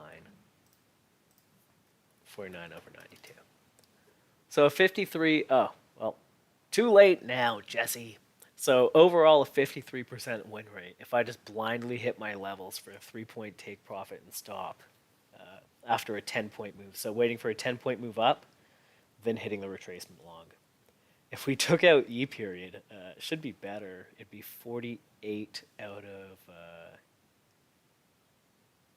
it'd be 48 out of 86. 48 over 86. It goes up to 56%, which a 56% win rate by blind, like I mean literally blindly taking levels, right? Now once again, copying Cloudy, where because I really like that idea of just hitting them once. So copying Cloudy, once it hit this long, like we're done with hitting it long for the day. It didn't go long enough to down enough to justify a short because I want that 10-point move. So you wouldn't have had a short here, but the long setup would have been there.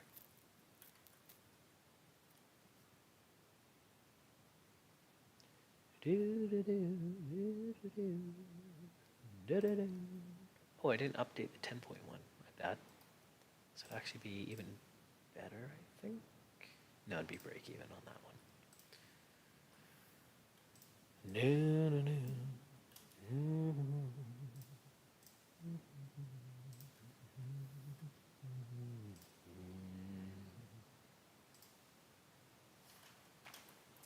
Waffles, what are you up to? I could fuck with some waffles today.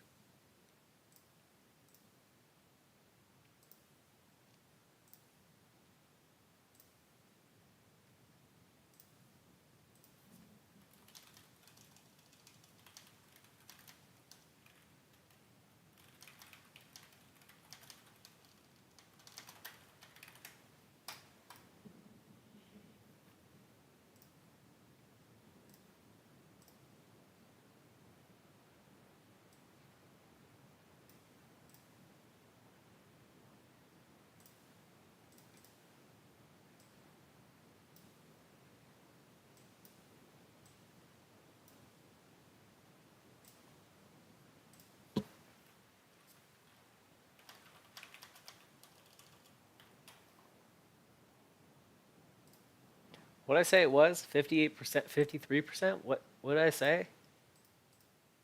Taxes. Don't do taxes. That's gross. Yuck.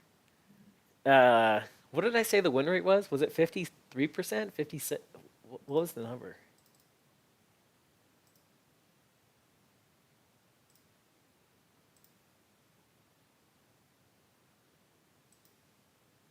Yeah. Yeah.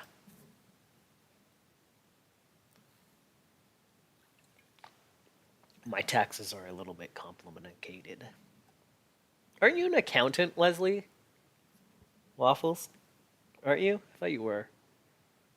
Crypto taxes. Well, that's what you get for playing with the devil. You danced with the devil and now you're paying. We almost got up to that 90 target, hey? Almost got there. Pretty close.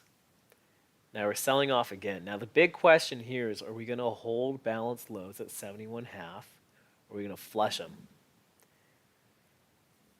Right now, unfortunately, this thing looks like dog shit. But if it holds balanced lows, we should have nice rotational action for the rest of the day. If it breaks balanced lows, it's going to get a little ugly. Just an overachiever.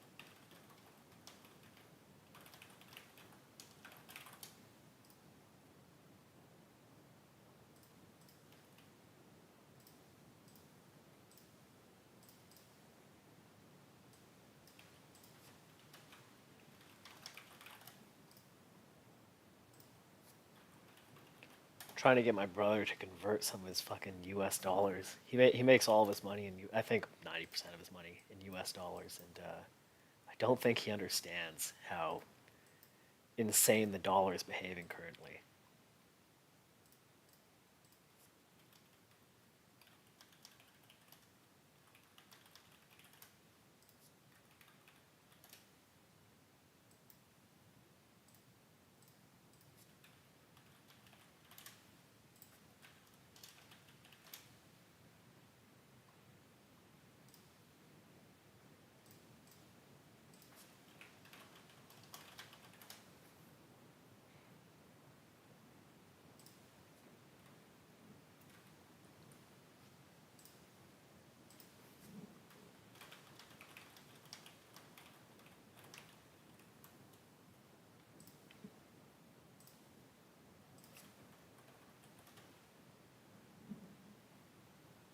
Brutal. So we are back below balance.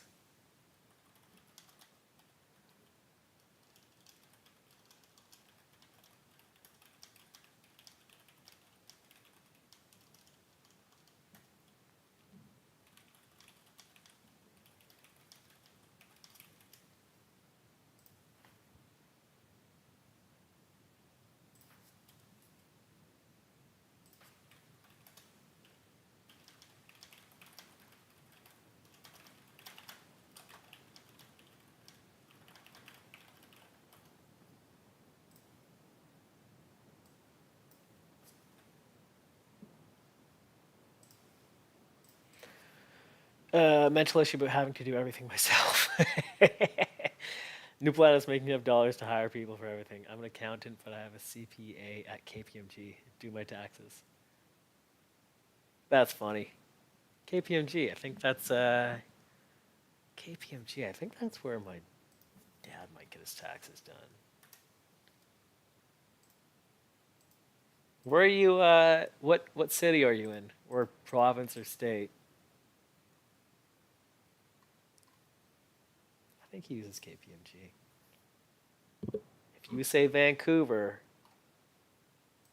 I'll be surprised.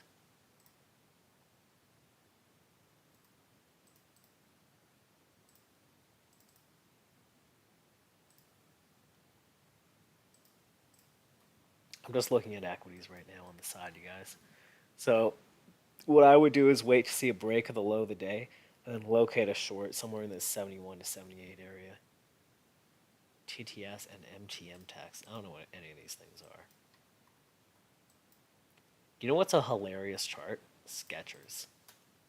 You're in BC, son of a bitch. Where in BC are you?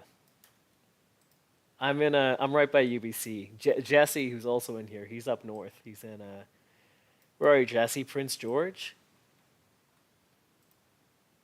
I think he's in one of the princes. Yeah, I know KPMG is all of North America, but for whatever reason, I find I get a lot of Vancouver followers, which is hilarious because I've never targeted Vancouver in any sort of way.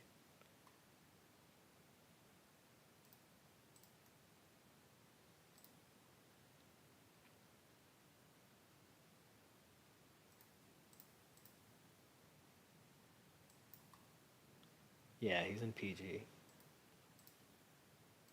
I've got a lifter friend out in PG.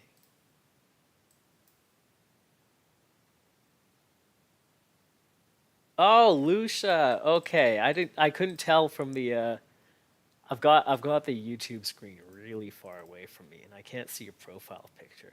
Everything's tiny on YouTube, you know? Okay. Lucia's from JJ's room, Jesse.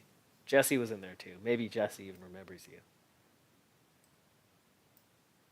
Jillian McDonald. How'd you find me, Jillian? From Twitter tubes or the Merc? How'd you find me? I'm always curious. What I say, Jesse? All the BC residents are here.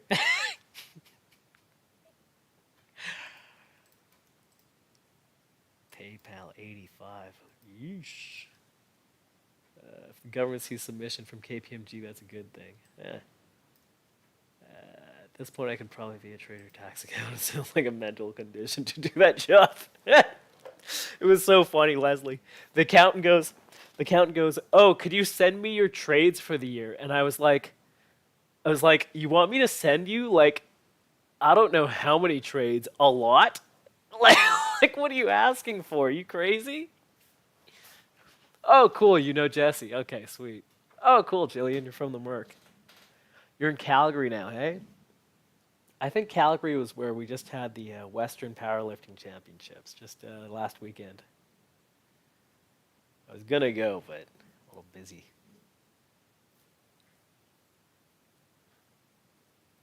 Yeah, exactly. I was like, you want me to like? So I had IB like give me a report of all my trades, and I was like, it's like here you go, dude. Like I don't really think you need this, but I don't know. Have fun. Sorry. Like sorry, dude. You have to mail them in. The funniest is when like my dad has, like companies he was a part of, and then it becomes someone acquires the company, then they move it all around. Yet, if he's got whatever like a bunch of shares, they're still required to send him a report. So like it'll be like a 300-page thing they mail to him. Jillian, are you meow?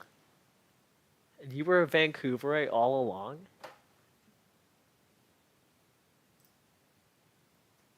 I had to buy a travel accounting program to import all my. In the US, we put various.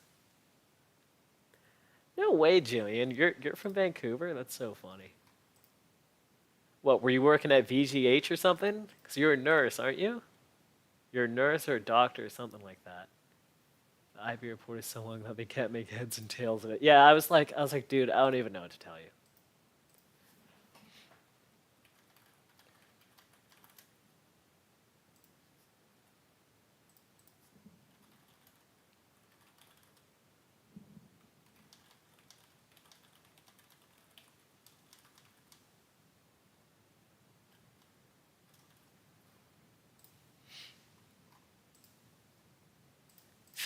Family talk. Okay.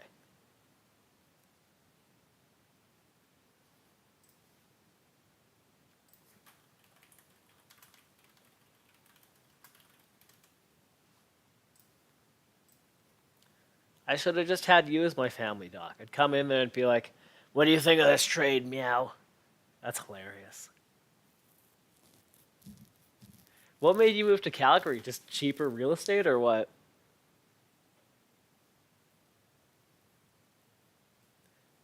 If you're making enough money in Calgary, you can definitely find like a nice spot, and as a family doctor, you're pretty stable regardless of whatever happens, right?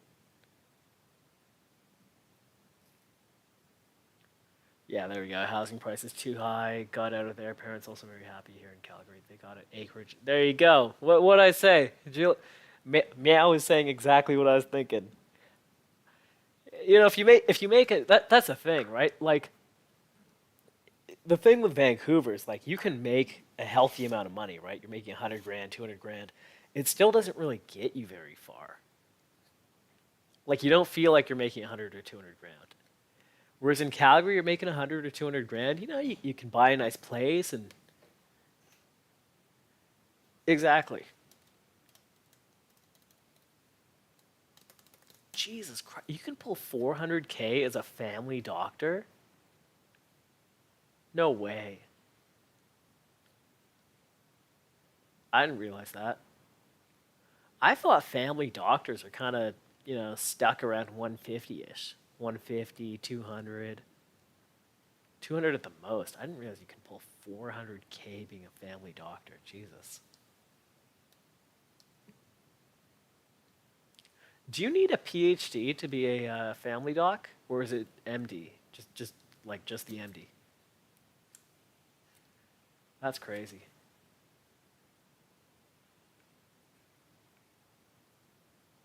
Yeah, you make a radiology salad. Yeah, exactly.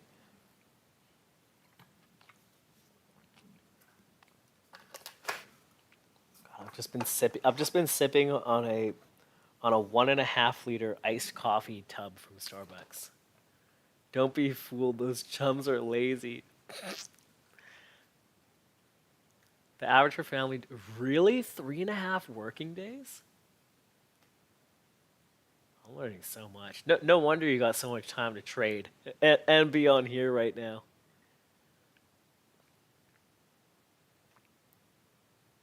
Why is that just because I think in BC there's a limit, right, as to how many people a doctor can see a day? It's like whatever, they see like 50 patients and they're closed for the day, right? Isn't that how it works? I don't know how anything works. I'm an idiot when it comes to that stuff.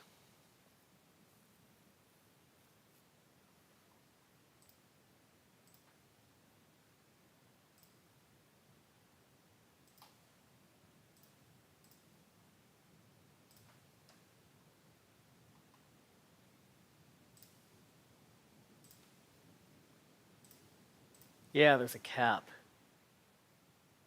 Play Black Desert. So full billing for your first 40, okay. Then 50% billing for the next 20. And then you're done? So you see 60 and then you're done. Because, so okay.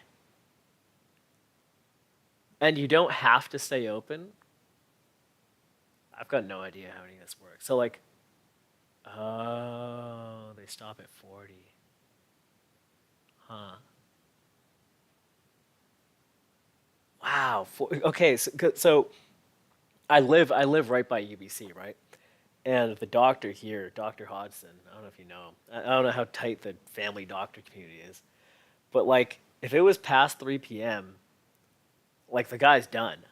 Like I would try and make an appointment or try and get in, and he was just done. He was out of there. And I guess being on UBC campus, it's not hard to hit 40 clients in a day. It's not hard to hit 40 clients in like the first 4 hours, probably.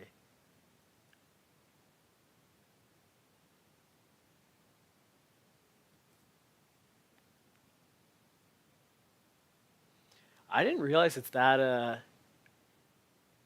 Oh, he definitely sees 40.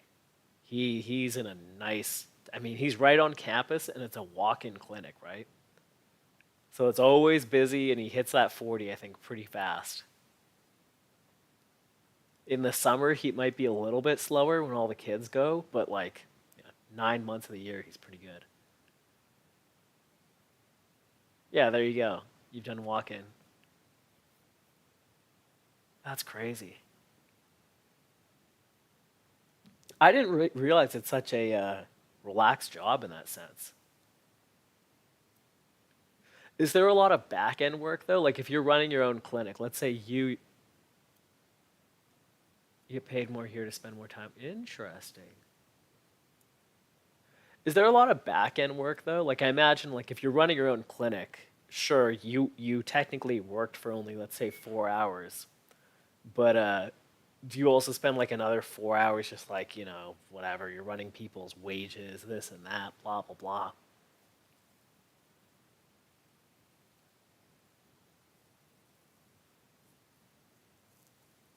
And are you saying you would make 400K? Are you saying you would make 400K just working in someone else's clinic? So you telling me the guy who I'm pretty sure Hodgson runs his own clinic. I'm like 95% sure it's his. And he runs two of them in UBC. One by the McDonald's and one's in that new Westbrook Village area. Because he's got photos of his kids all over the office. He's worked there since like, I don't know, 2000 or something. I'm pretty sure it's his. And I actually think it's his dad's from way back when, maybe the 80s. So you telling me this guy's raking in like $1 million a year? If he's got like 3 or 4 doctors under him at each place. He's got two of them. All of them are guaranteed seeing at least 40 people a day.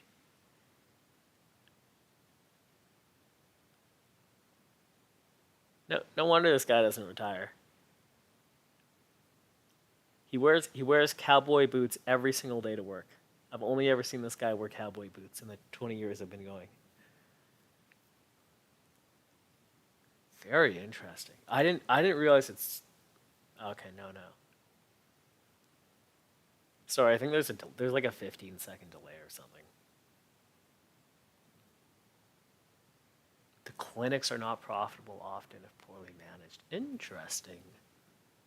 He's had the same two women working his front desk for like a billion years.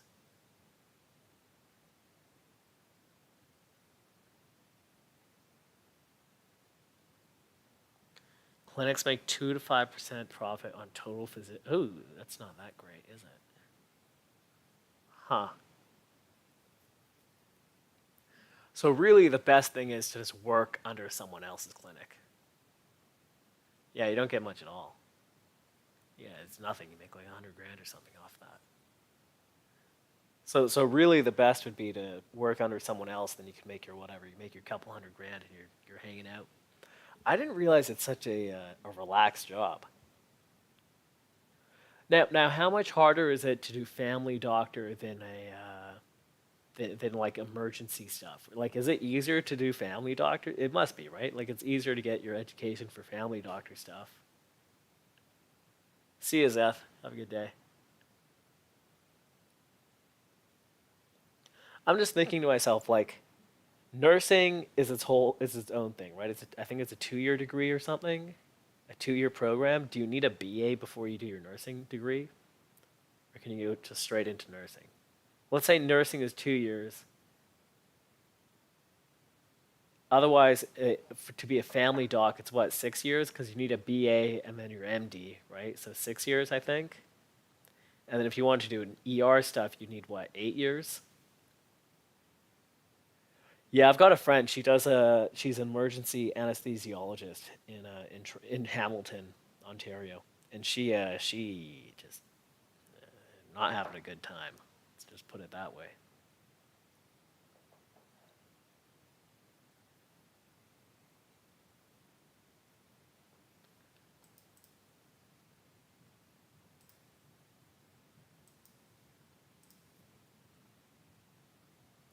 Okay, so an RN is 4 years. Okay, then how much is a family doctor? 6? 4 year BA and then an MD is what, 2 years? I'm just trying to figure out why the fuck someone would be a nurse instead of a family doctor if it's only 2 more years of education. Hell, even if it's 4 years of more education. Oh, you gotta do, hey, so it's 6 more years. 4 undergrad, 4 med, 2 year residency. Huh.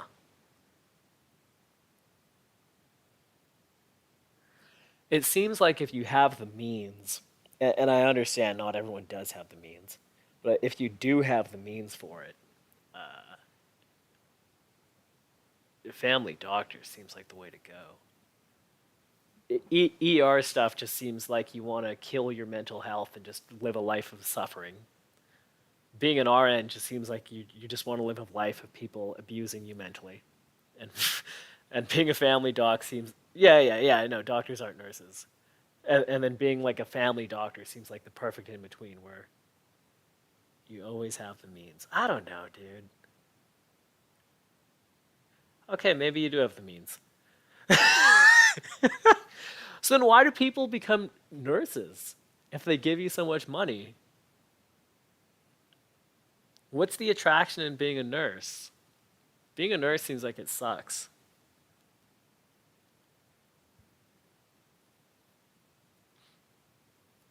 Is doctor school really that much harder? Fuck me.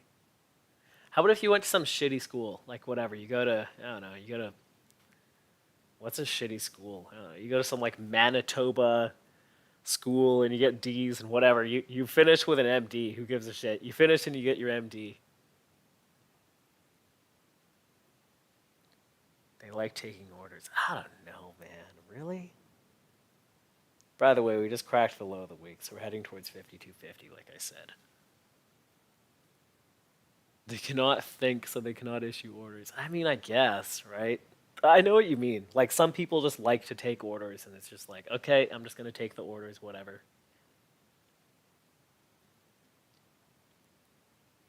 So Jillian, are you saying in Alberta, they focus more on like I've got a degree in psych, and I can't remember the name of what I'm trying to. More of like a biopsychosocial approach. If they're having more time with each client, are they focusing more on like a well-rounded approach rather than just in and out, in and out, in and out? Unless you're an ICU, ER, or OB nurse, does that on their own? Yeah, if that's so, that's interesting that Alberta would have the more the arguably better system. Because when you think of stereotypical left wing BC and more right wing Alberta, you would think that left wing BC would be better about being well rounded, right?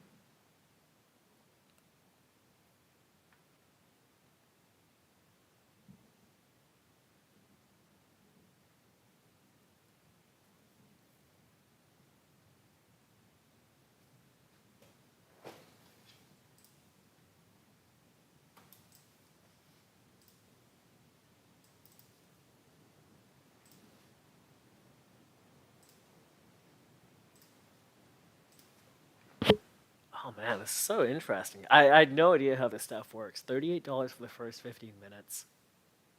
So you can spend $38 six times. Yeah, 1534. Okay, yeah.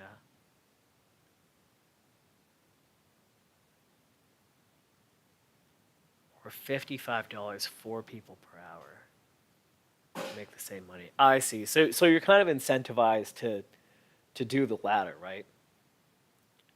Yeah. Huh. Interesting. Right.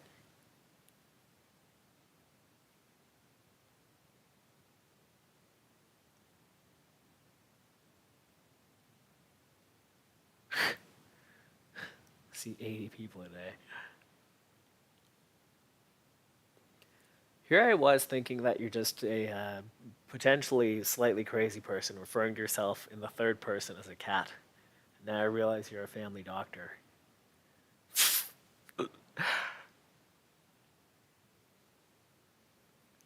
I was DMing Cloudy and I was like, this person's fucking hilarious. I had only seen you post in Origin, so I was laughing.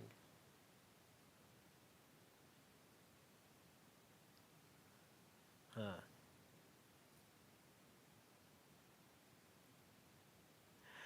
I have a cat. How many cats do you have? And what kind of cats?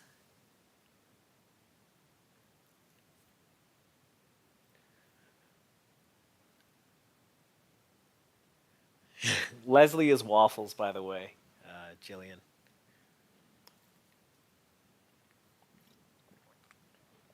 I thought Leslie in Denver was a meme account.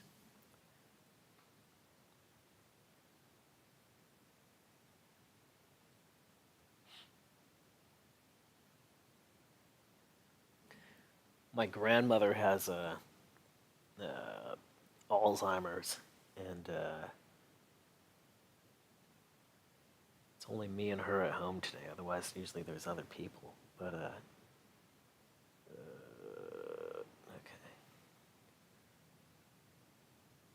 we installed some cameras around upstairs so I can keep an eye on her at all times.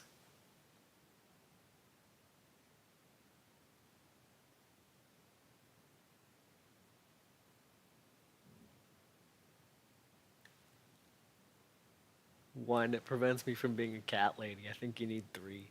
Oh God, get out of here, dude. Three. You're crazy.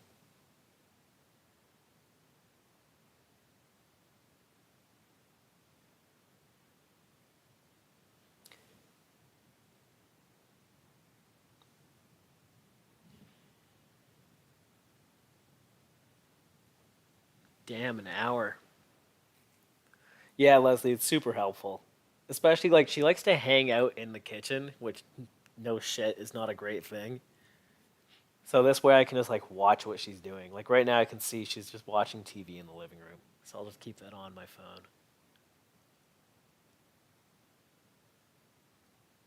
An hour. Yikes.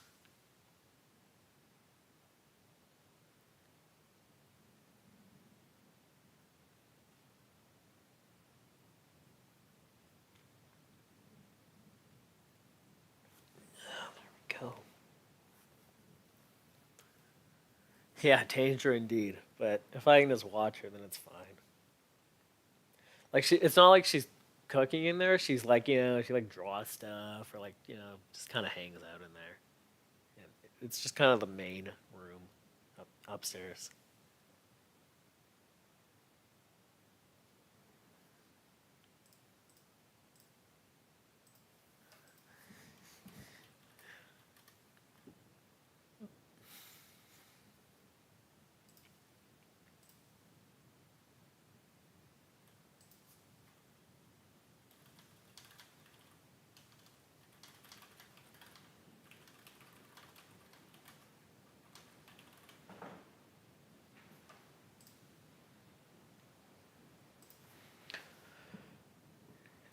Family conference in Alberta is $54 per 15 minutes, so 200 per hour is about 400K a year. Whew.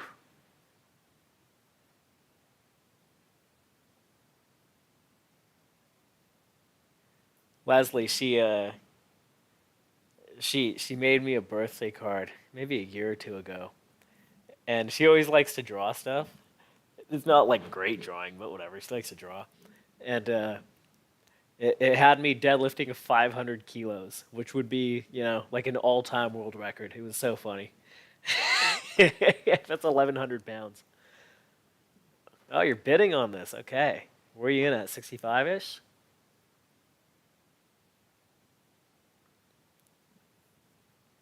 Get it, meow. Get it. It sucks. Cloudy's trades didn't do well today. I think he just needs to refine that momentum thing.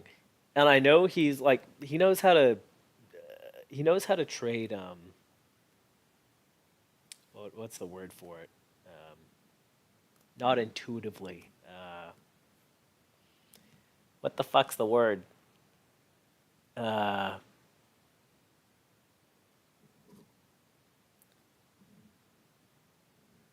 feel like an idiot. He knows how to trade by just like looking at structure and all that sort of stuff, right? Like, so he knew that today had a potential for a squeeze scenario, right? I mean, anyone who's been trading long enough could easily see that.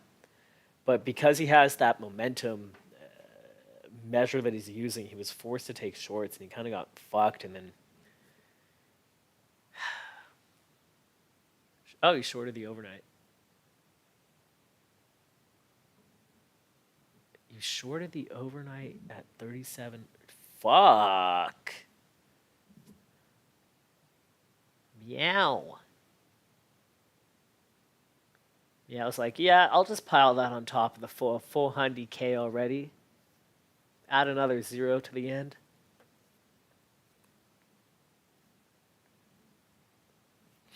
Yeah, I think we need to test that 52 half.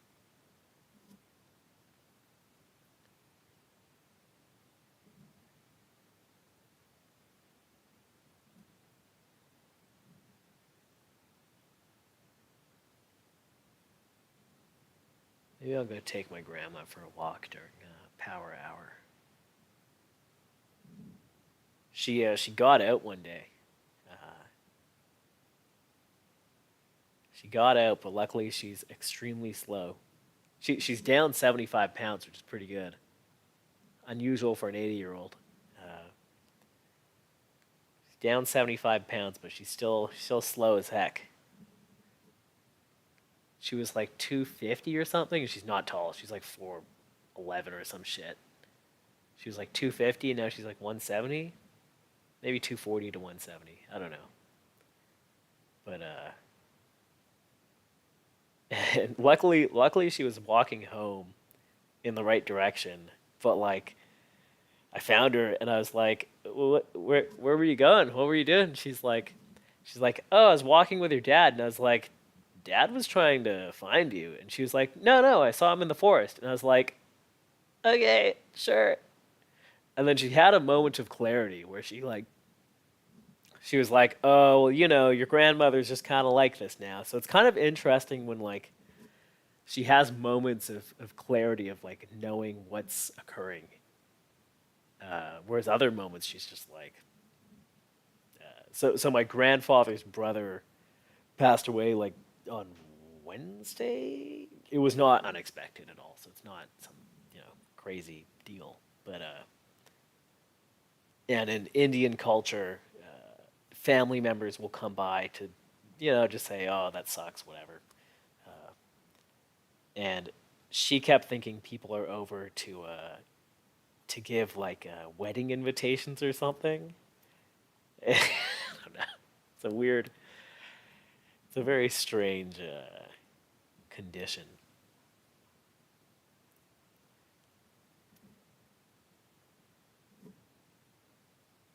Meow needs this house for a car for cat. Are you thinking of buying a house, Jillian? So I was in real estate before I started doing this, and I correctly called the 2021 pump. I managed to get a few friends some places. I called the 2021 pump. I called the 22 dump, and I really think this thing's gonna shit the fucking bed in Q1 next year.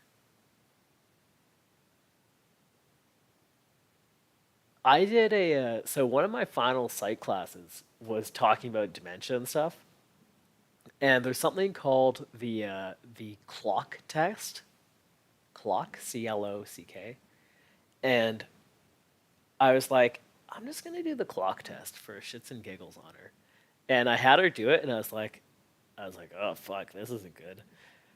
So I did that in 2019, I think, to her, and and then I think people like the rest of the family started to acknowledge it in like 2020. Yeah, around the clock test. 'Cause it's pretty easy to run. And I was like, oh, this degree actually ended up being useful.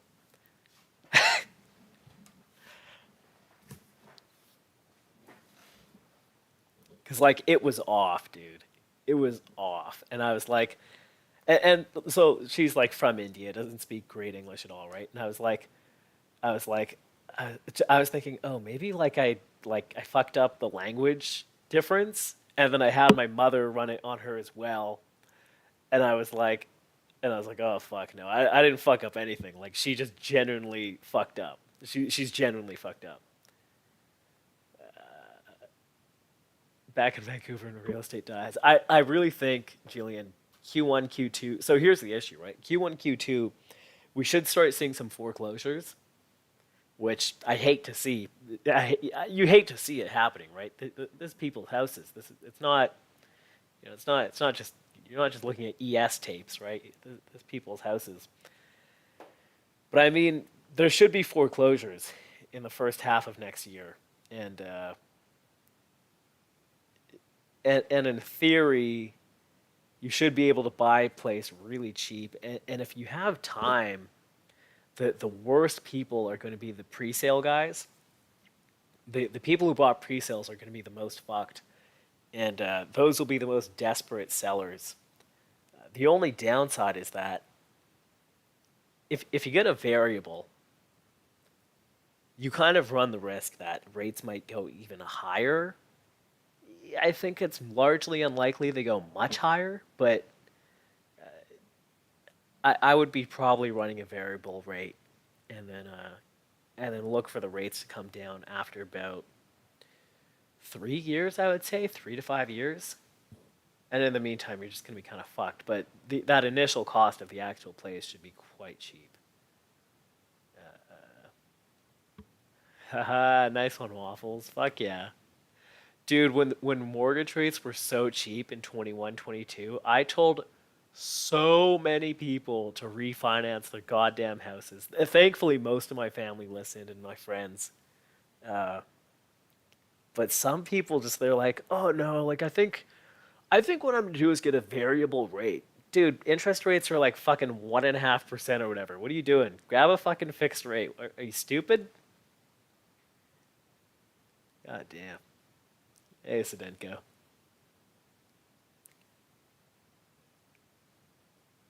Yeah, she. We have a trainer who comes for her, Jesse, and then I take her on walks. Me and my dad.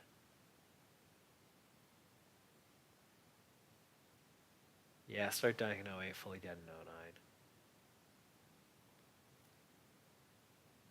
Oh, totally, totally, Jillian.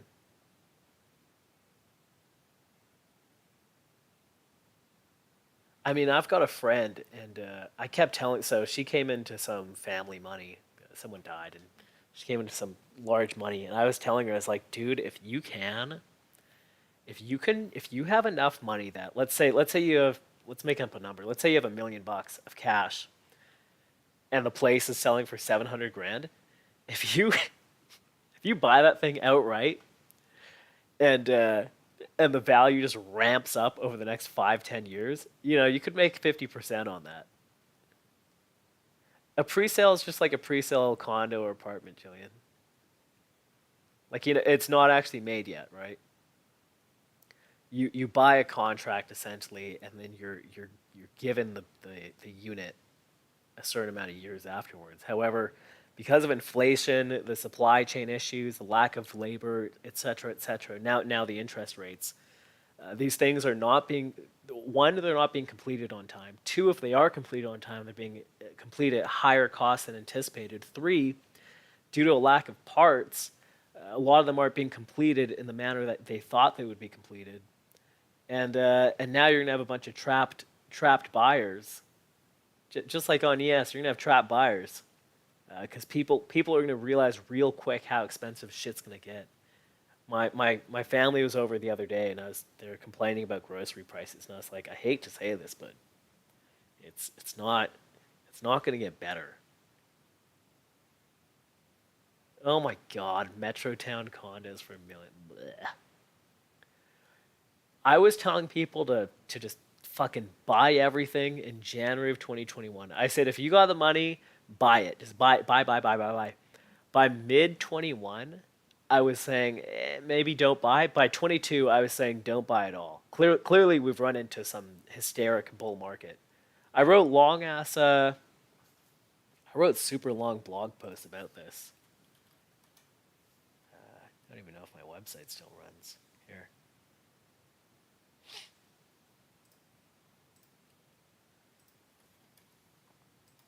I wrote some really thorough articles about this. But I was telling people don't buy shit in 2022. And what does everyone do? They go and buy shit, you know?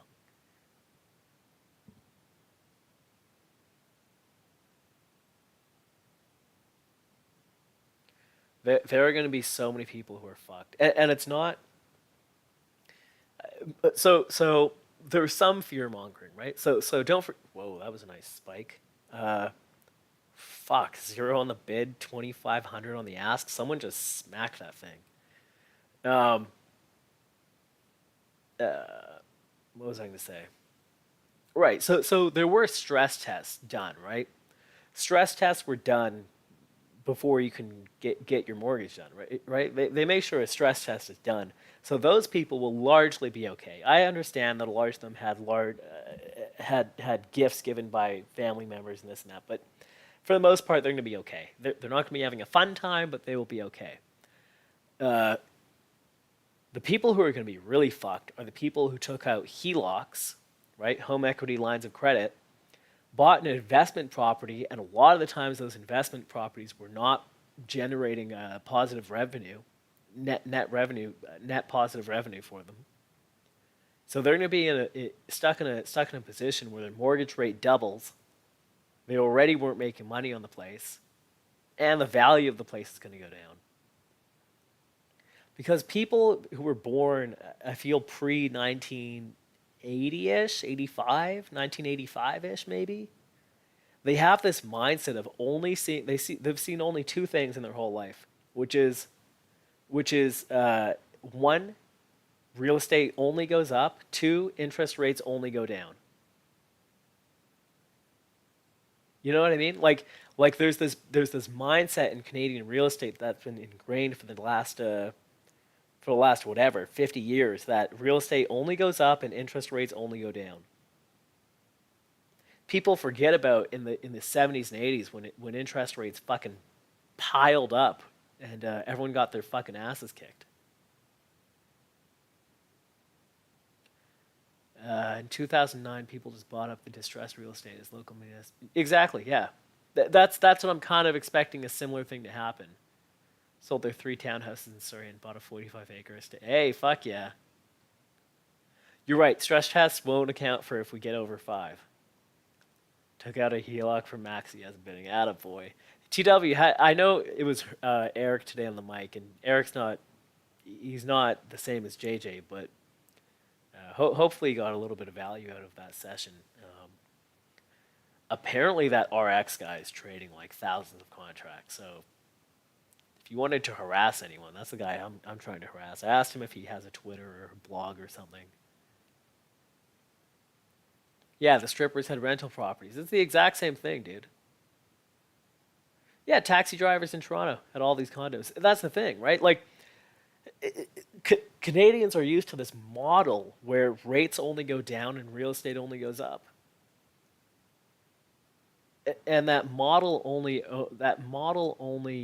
works under specific conditions, and unfortunately the global macro regime is switching over a little bit. When you got the British pound trading like a fucking shitcoin, this is not the same. When the macro theme is changing, you can't approach things the same way. You just can't. I feel really bad. I feel really, really bad for people who've been misled, didn't know any better, and just they're gonna get abused in terms of their monetary their financial position. They're going to get fucked. It's not good. It's nice that people my age are going to finally have an opportunity to buy a place, but the vast majority of people are going to see some really big problems.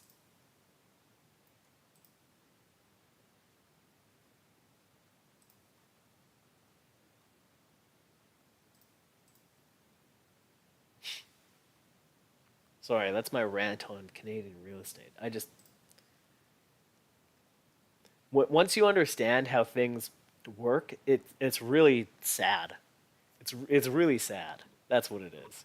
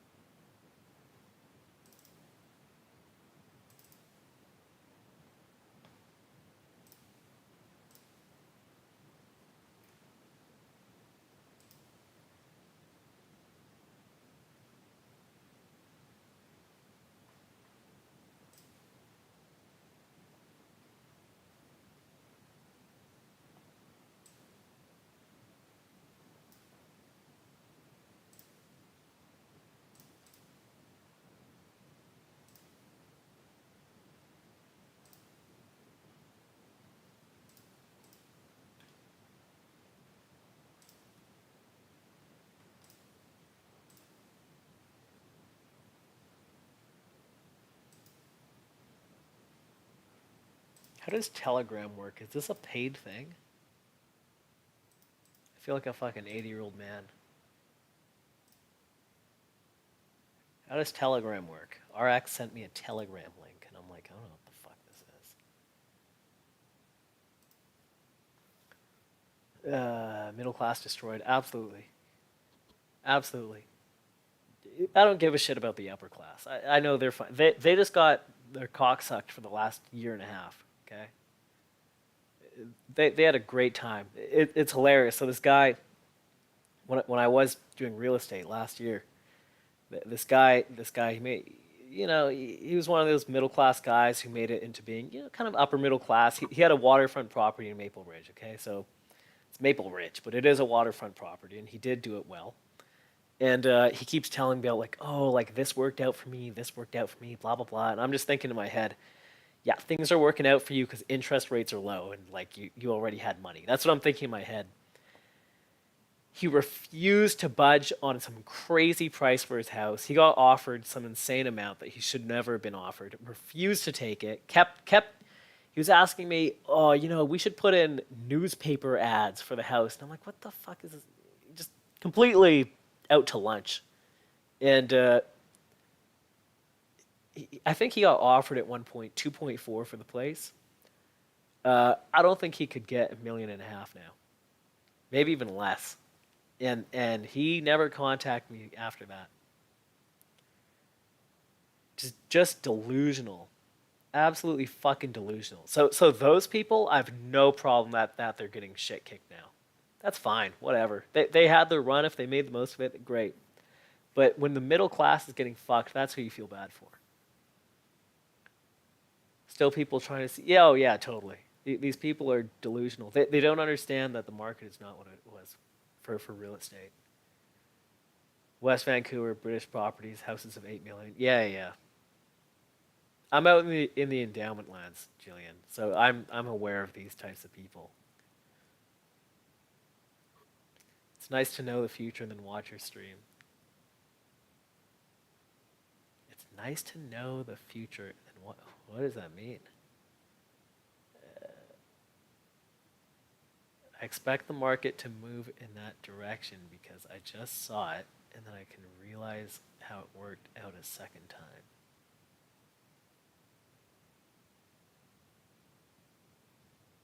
Oh, you mean because you're delayed? Oh, huh. Telegram is an invite-only thing.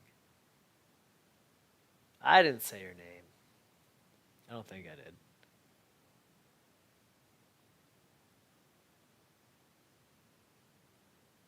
Oh, dude, Jesse, here, I'll send you the listing. 2376 Wharf Street. Let's see if it's still up. Might even still be up on my website. I don't know if I took it down. I don't give a shit. Yeah, here. Here you can see it. I also put in a good amount of money into taking photography and drone shots and this and that. So here's the other thing. To get into the basement, okay? So you can do. I think you should. Maybe it expired now. The Matterport, but he hadn't even finished the basement drywall or like the staircase leading into the basement. He didn't finish the drywall properly or the stairs. He's asking $2.4 million for a Maple Ridge home. Like, do you know how stupid I felt during viewings? Being like, oh yeah, like he didn't finish it. And the guy, by the way, is a builder. He built one of our houses. So like, it's not like he's an idiot. He knows how to build stuff. It was just, there's a bull run in real estate, and everyone just thinks they can charge whatever they want.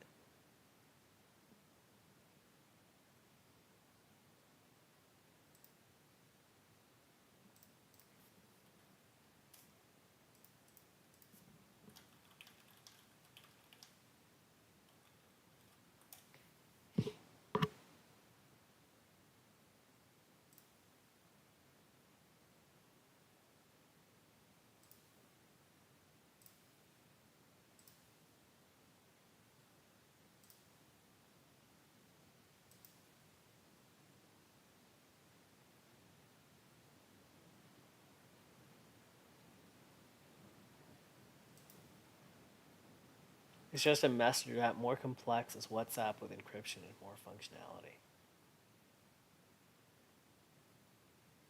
Interesting.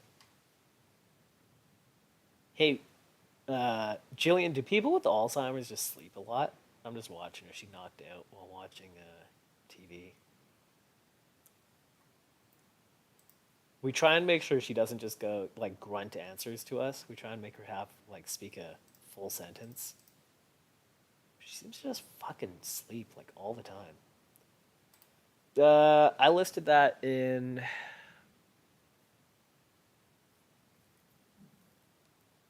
Hmm. Maybe it was summer 2021. Okay. Yeah, dude, she just sleeps a lot. Oh, let me download that Telegram thing.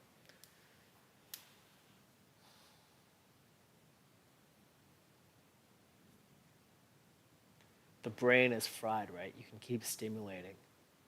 So we got like kids. So her English is probably it's always been of like a I don't know, kindergarten level, I would say. She's not from here, and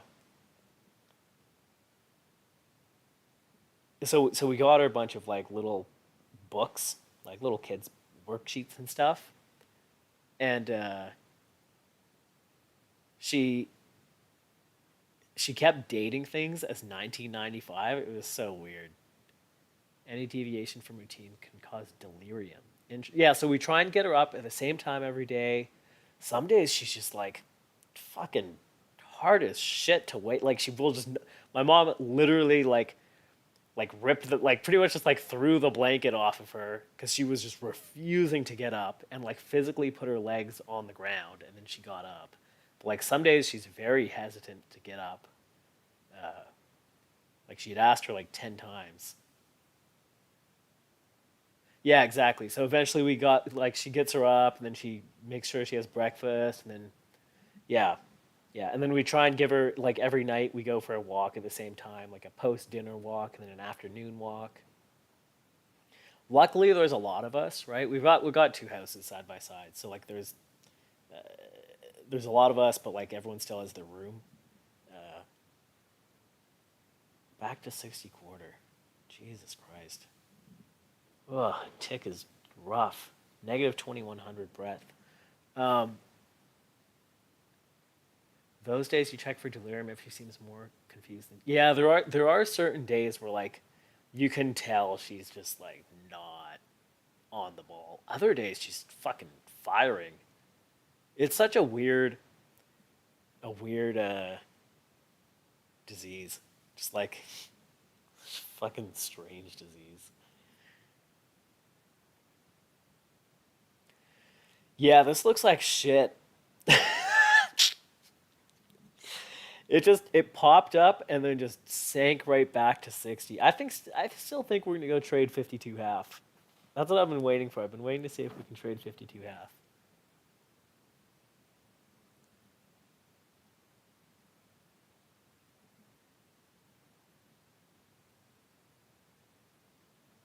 Man, I want some pancakes.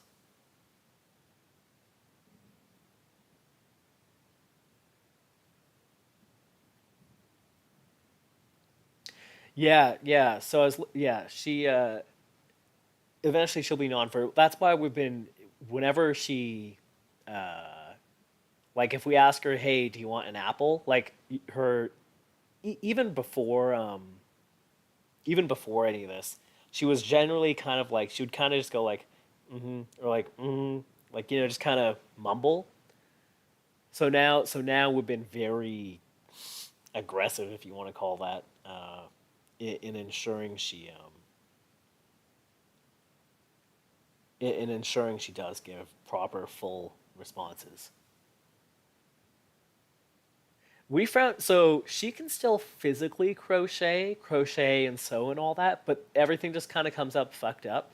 So like if she's crocheting a sweater, just like all the dimensions are stupid, or like if she's like she used to do a lot of sewing, but like she'll sew it and the pant leg is just like way too small or something. So like she can physically do the act, but like the actual the mental it makes sense. Like the mental calculations are just completely off.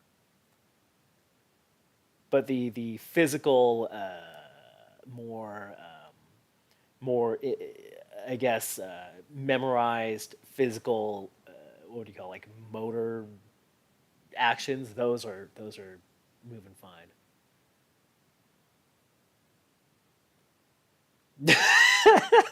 Denka, you're gonna get fucking Jillian's gonna come and beat your ass.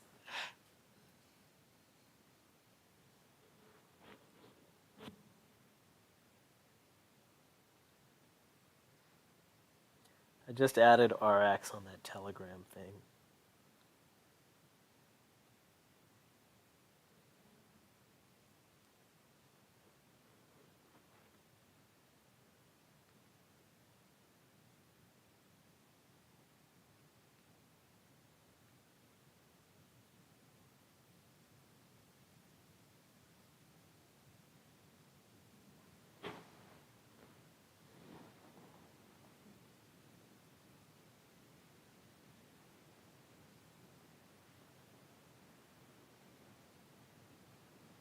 I gotta think some not dumb things to say to RX. I've got no idea. I've never talked to him. I've never messaged him or anything, but he said I can message him, so I don't know. Okay. I don't know if he usually says that to people. I seem to have good luck in powerlifting and trading and just randomly being able to talk to people. So that'd be nice if I can start talking to him about more macro things or more larger scale positioning. Now you guys see why I didn't want to trade if we broke last week's low. If you're getting this action, this is exactly what I said would happen.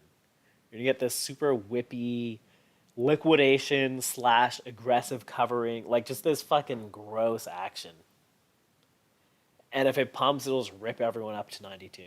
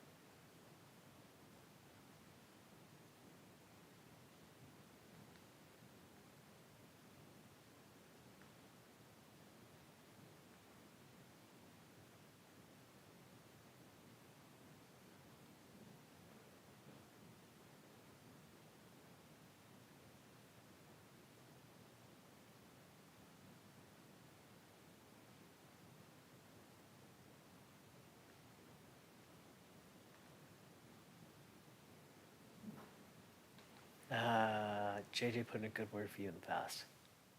Oh, I don't know if he did. I don't even know if this guy. I just messaged the guy being like, "Oh, JJ was like an MM, and I know him from that." Yeah, I think Good. I don't know if Good is still in Croatia, but yeah, I think he's originally in Croatia. Uh, I didn't realize. I still can't believe he's trading that much size. That is crazy to me. I did not realize that.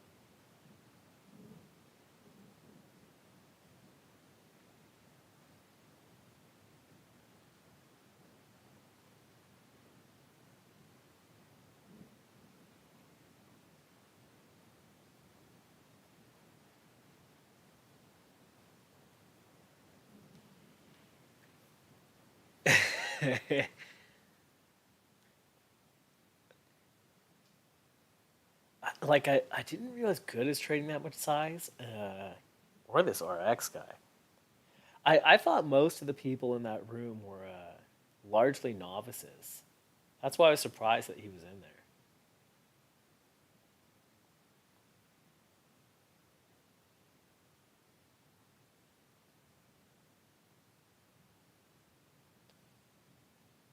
God. So I would caution. I don't know how many of you guys are still trading this versus just listening to me banter about dumb shit, but I would caution against trading this for the rest of the day. I think we're going to get a lot of squeezy action and then liquidation towards the end of the day. I think it's just going to be a shit show. Is what I'm trying to get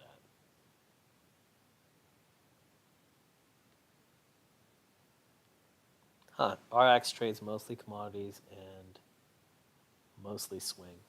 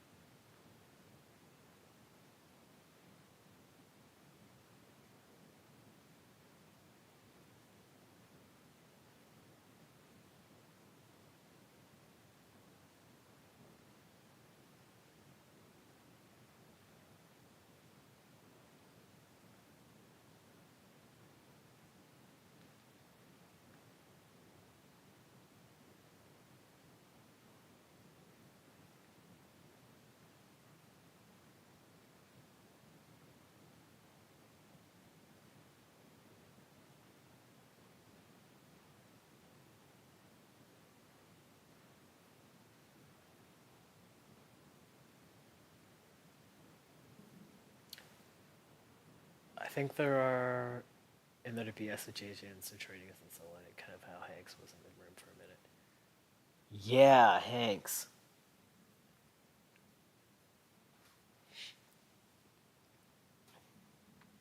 That's the thing. When you're just trading by yourself, what a boring fucking job, hey? Like that JX guy, I mean, he mostly just trades until the euro closed. And then I messaged him. I was like, you end up doing anything, or are you at the gym? And he just sends me a photo of some dumbbells, and I was like, all right, I figured he's. That's what I figured, dude. Figured you're in the gym. Yeah, he still wakes up at 4:30, right? He's with us. He's Pacific. Up at 4:30, finishes around 9. I think he comes back for the final couple hours after he goes to the gym. He's got a home gym set up, really nice.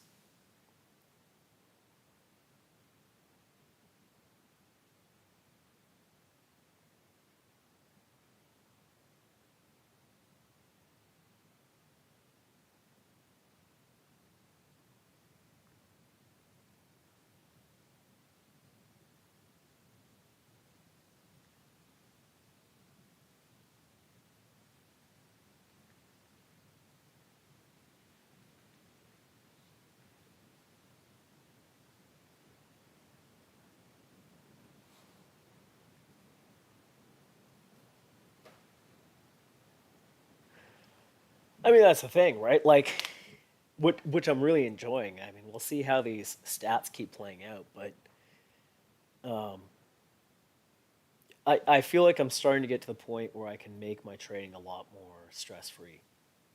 Um, trade it once on the short, trade a level once on the short side, once on the long side, and then be done for the day. And sometimes, so like today, for example, only trading 76 on the short side and then trading it once. Hey, Cloudy. Did you end up trading after that post you made? Or did you end up finishing it off? I was telling the room, I was like, I know Cloudy had a rough day, but like, it was one of those days where I know that you knew that a squeeze was possible, but at the same time, the system was what the system is, you know? It said you had to short, so you had to short it. Fucking annoying. Ah, okay.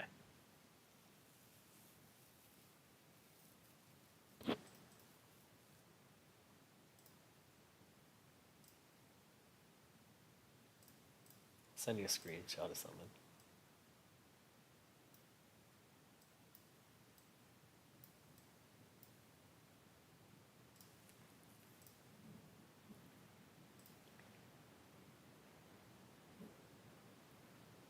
Oh, nice. Good idea. Yeah, nice, great. It'll come.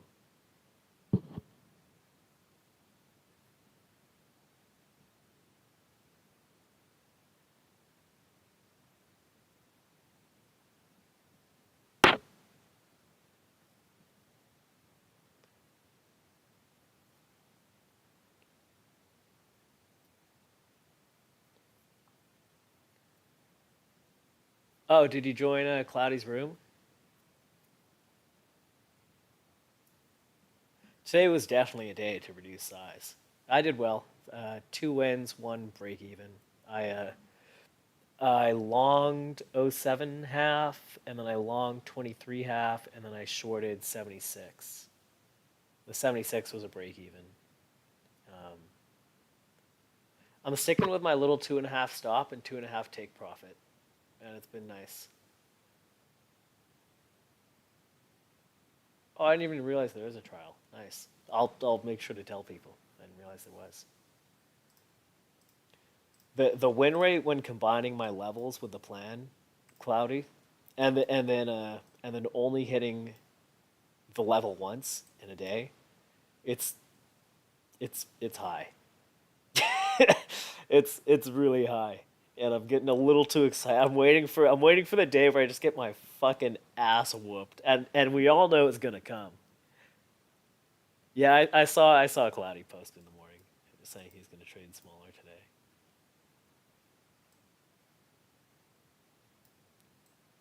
I mean, that's why in the plan I'd written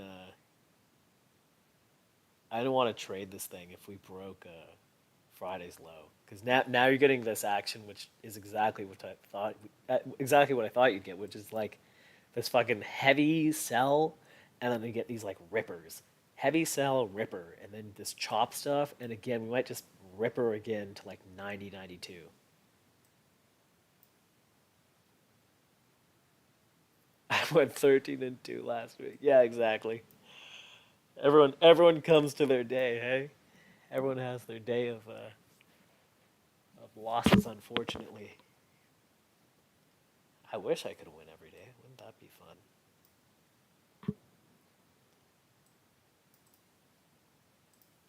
Check this out, Cloud. Let me switch screens here. Google Sheets. Come on. There you go. Ignore that these are winners. Who gives a shit, right? But check this out. The MAE, it's like sub 2.5. Check out the MFE. So what I've been doing is taking profit at 1R, which is 2.5 points, right?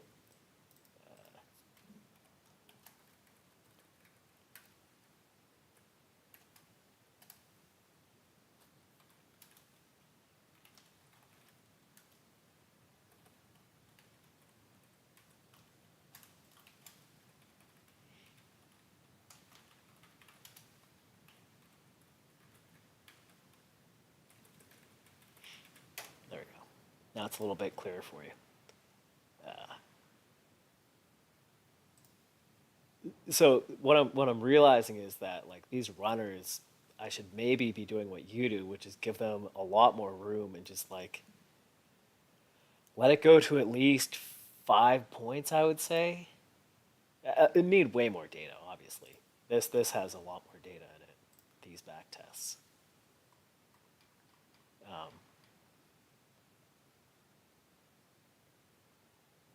Realized MAE instead of planned MAE. Realized MAE. Yeah. The trade takes one AME. Oh, so like if you get that initial bounce, so if you get the initial bounce, just like take it like if your initial MAE is 1, just take it at 3R. Take it at 3 points. Or if you took, 2 points of heat, take it at 6 points, 3R again. Yeah, dude, I've been digging it. Mostly I spend my time laughing at D period versus E period's win rate. That's usually what I just spend my time laughing at. I'm fucking retarded. I'll throw the motive weight back on.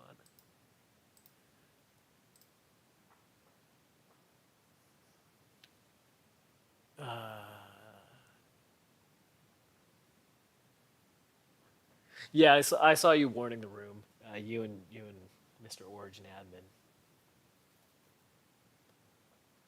A lot of people in the room want an auto break even or auto take profit if it starts coming back after XMFE.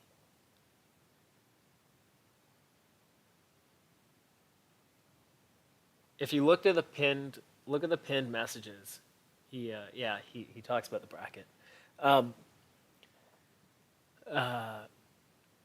Yeah, so that was my thing, right, Cloudy? Which was when I would hit a trade, it almost always went for 2.5 points, and then like if my stop was 2 to 2.5 points, I always felt like a fucking idiot because it would go to 1R and I'd be sitting there and it would turn into a losing trade, and I think to myself, why did I just let a 1R trade turn into a loss, a full loss? So that's why now I take out like 70% of the of my size at 1R, and then I let the rest do what it's gonna do.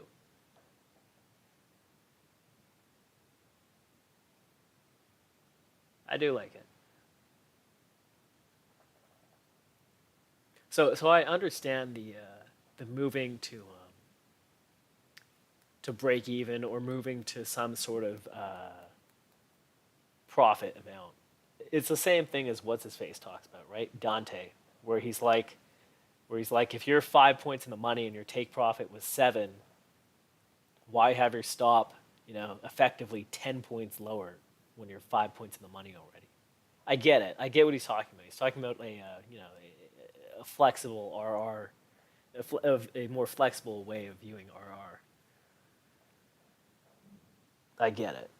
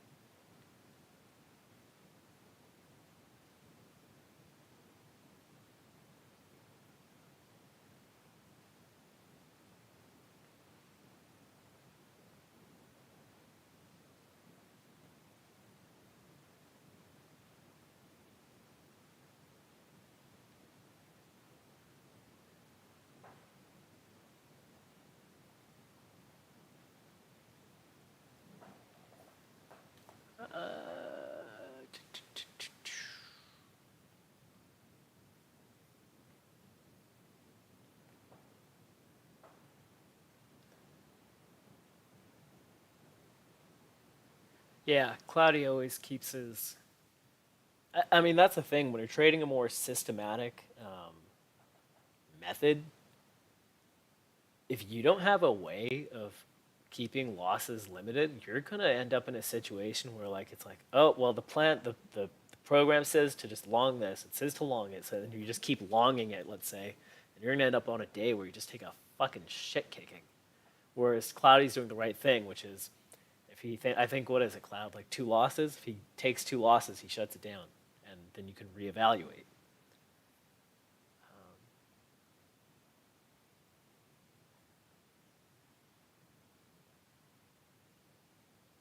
2R or he gets stopped out. God, is this thing gonna really break the overnight low again? Ugh, God. What a shit day.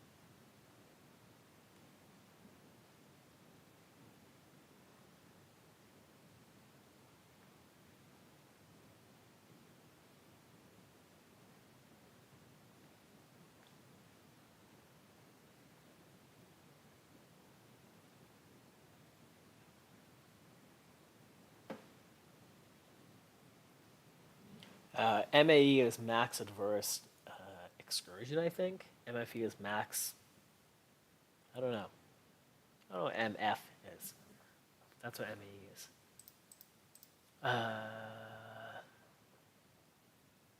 How bad is the Vancouver downtown nighttime security? Meow has to go there Wednesday for. Whoa, Meow, you want to chill? uh, Vancouver nighttime.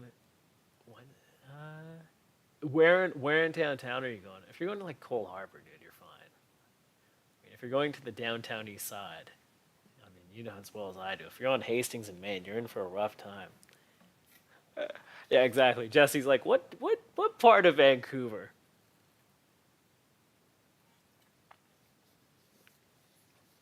It depends where in downtown, Jillian. How funny is it, Cloudy? How funny is it that Meow went up being from here? Isn't that hilarious? Oh, I think you're fine. I think you're okay.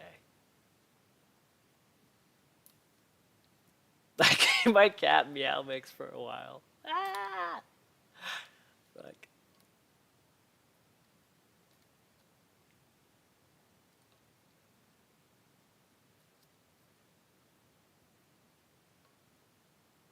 no Hastings, ew, volunteer to the super. I used to do we used to do volunteer work where we'd bring the food to the homeless people on Main and Hastings. I was like 6 years old. I almost got abducted like 3 times, but hey, other than that, learned a lot.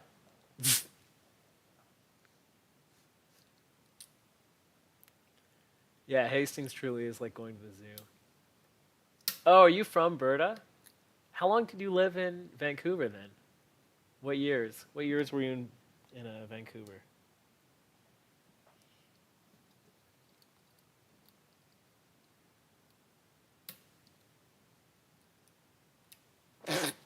CEO Meow Mix. How funny would that be?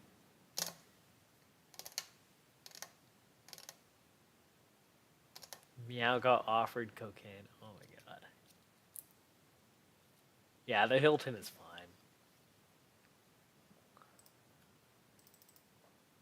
Oh, I forgot to. That'd be a short. Monday,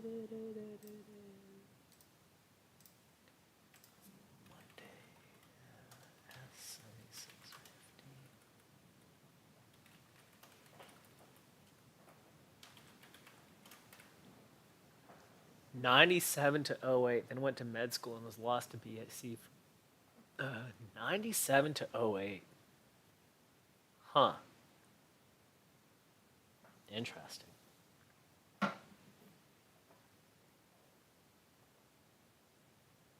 Once you get over the mountains, you realize the rest of Canada is there. Yeah, but I love the mountains, so go fuck yourself.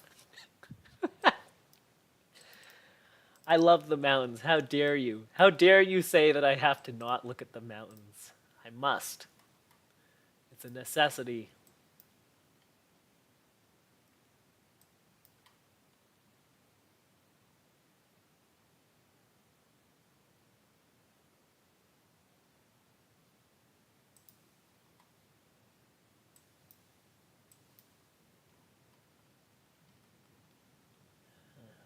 Two, 14, 4, J period. 76 to 7350. Nice.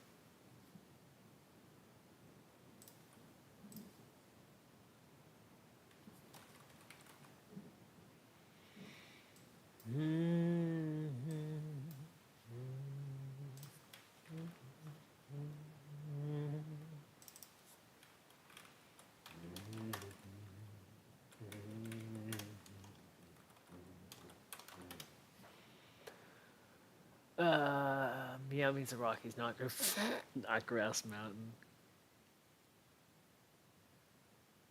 Like you can drive up to a continental divide. Oh my god. Stop. Yeah, cloudy. That's what I've been saying that I wrote yesterday in my plan. I was like, dude, if this runs the low of the week, I'm not gonna fuck this shit. I'm not touching it.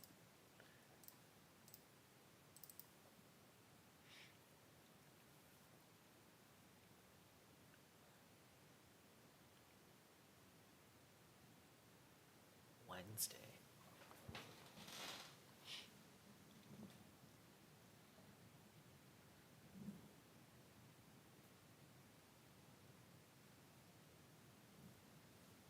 Wait. You're coming from Alberta to Vancouver for some like fucking. What did you say it was for? An advise? Really? You gotta fly all the way from Alberta for an advisory board meeting? Can't they just zoom you in? What the fuck is this about? Do they at least give you a hotel room? We know you're struggling on that mediocre salary, Jillian. You can't pay for your own hotel room, please. You're on a budget. Hey Matt, how you doing? 76 short might be decent, by the way. We'll stop at 81-ish. Do they at least put you up in a hotel?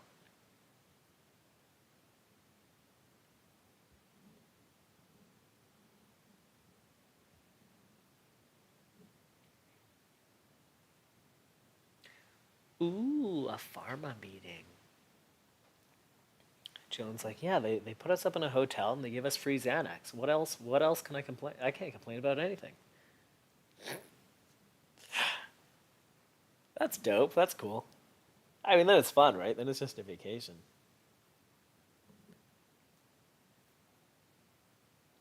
Are you just here for the 2 days then, or what? Oh, dope. $125 dinner. Do you want to go to Miku? There for dental work. If you've got $125 to blow, then we can go to Miku. That's all I'm saying.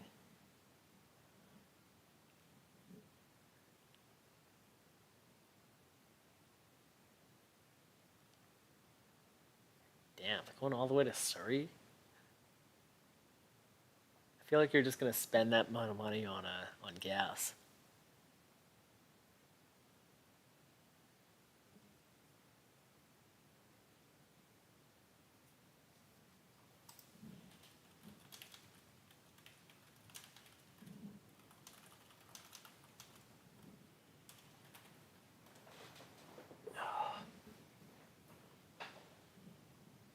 90 minutes. Oh, fuck. What time am I going to the gym?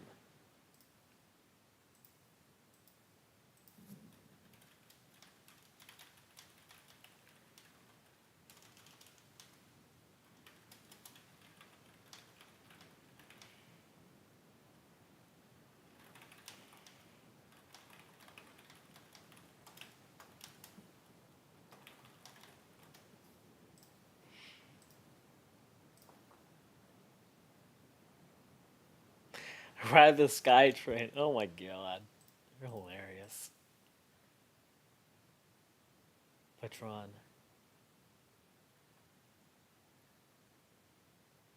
What time did I tell my friend I'm going to the gym with her?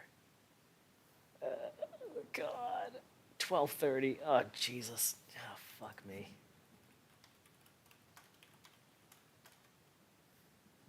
Ugh.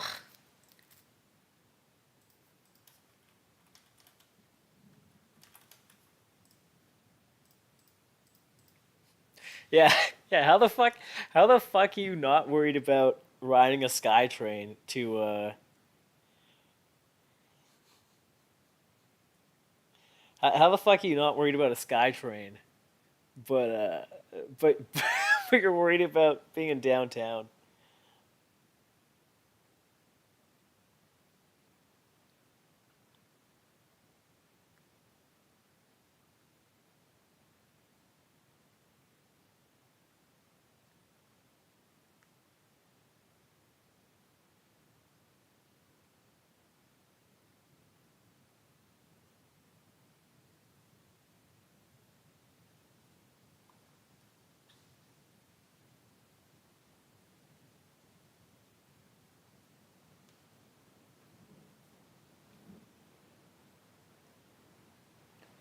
Skytrain's safe, doesn't stop at Hastings. Bring a large hunting knife. Oh my god, you're ridiculous. Alright, I forgot to text her.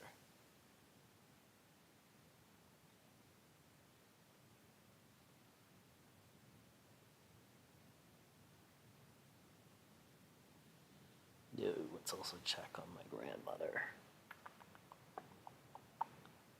Alright, she's just kind of chilling. Alright, go text her.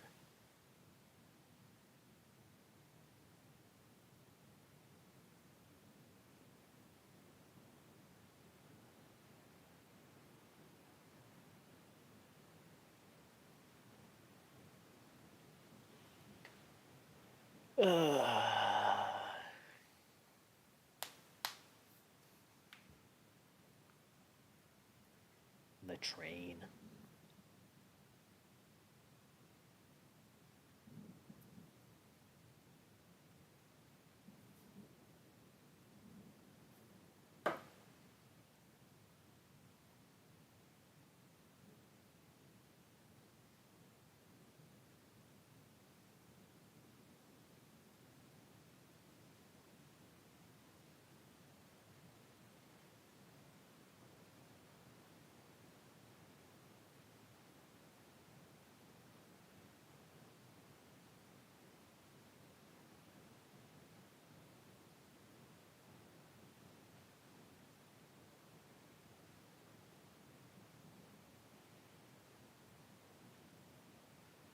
Oh my god, cops with rifles. Yeah, that's how you know you're in Surrey.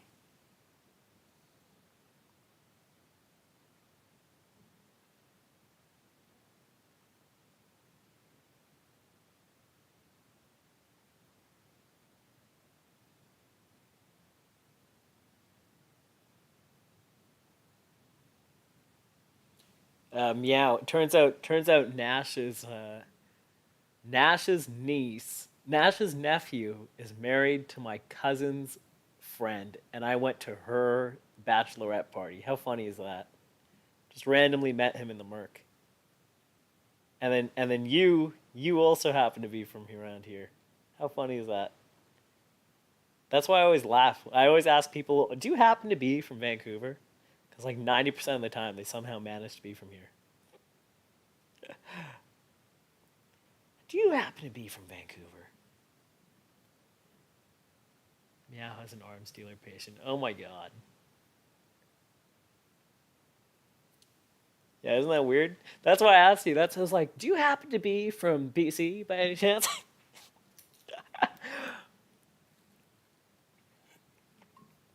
My friend is a Twitch streamer, and she's in Portland, and like, I swear to God, like half of her chat is from BC. It's so weird. I don't know what's up with the BC crew, but clearly we're around. I still think this thing's gonna go hit 52 half. It's loading everyone in, and it's gonna run everyone to the ground.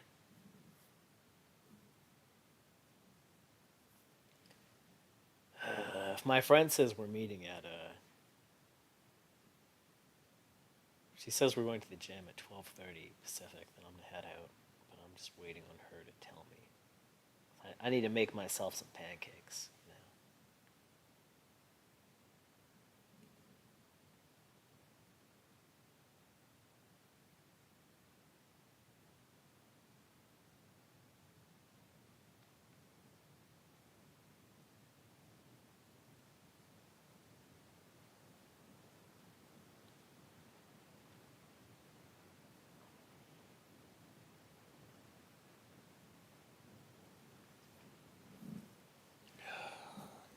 I'm just gonna shit the bed. Are you trading this, Meow?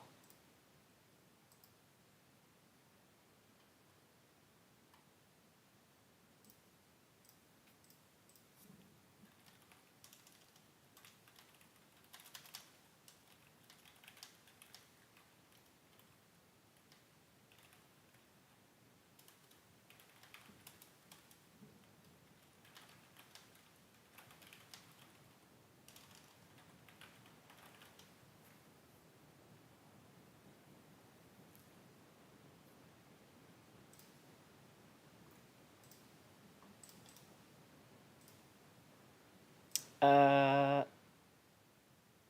I said 52 half. That's what I'm looking for. I'm looking for that to trade. I don't know if we're going to break the low of the year today, but I think 52 half, we might flirt with that. Where are you in at, Jillian?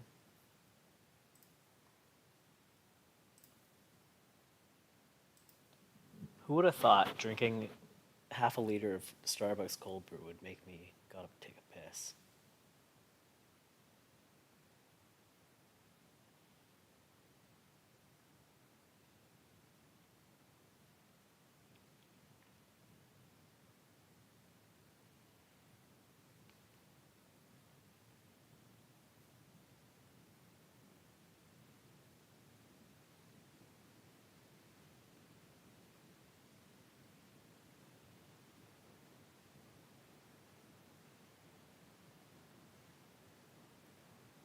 Given we're gonna crash anyway, held it. Oh my god. Why you gotta be so negative? Come on.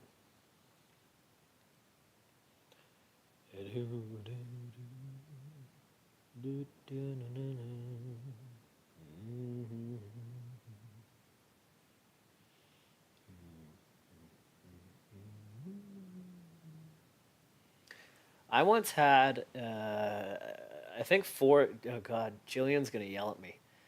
I don't know if I can say this. I once had 4 grams of caffeine during a power. I'd done a weight even better. I'd done a weight cut, so I was dehydrated, and then I had 4 grams of caffeine.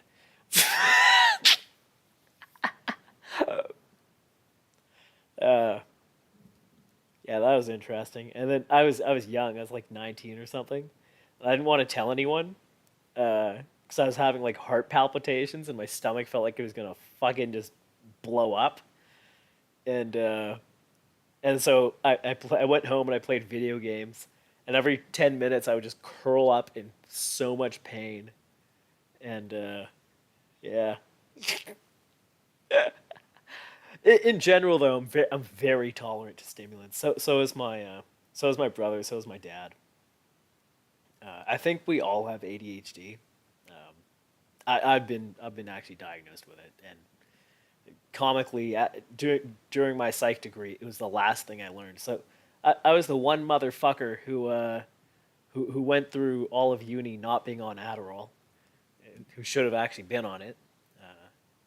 Uh, but I think that makes us a little more tolerant to stimulants. Oh my God, you were short 3,900 to 3,700. You fucking freak.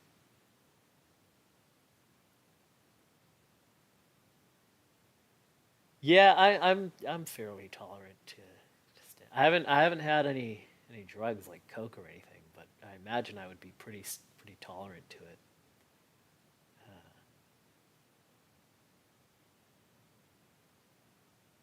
An echocardiogram. Why would I get an echocardiogram? To see if I'm tolerant to stuff?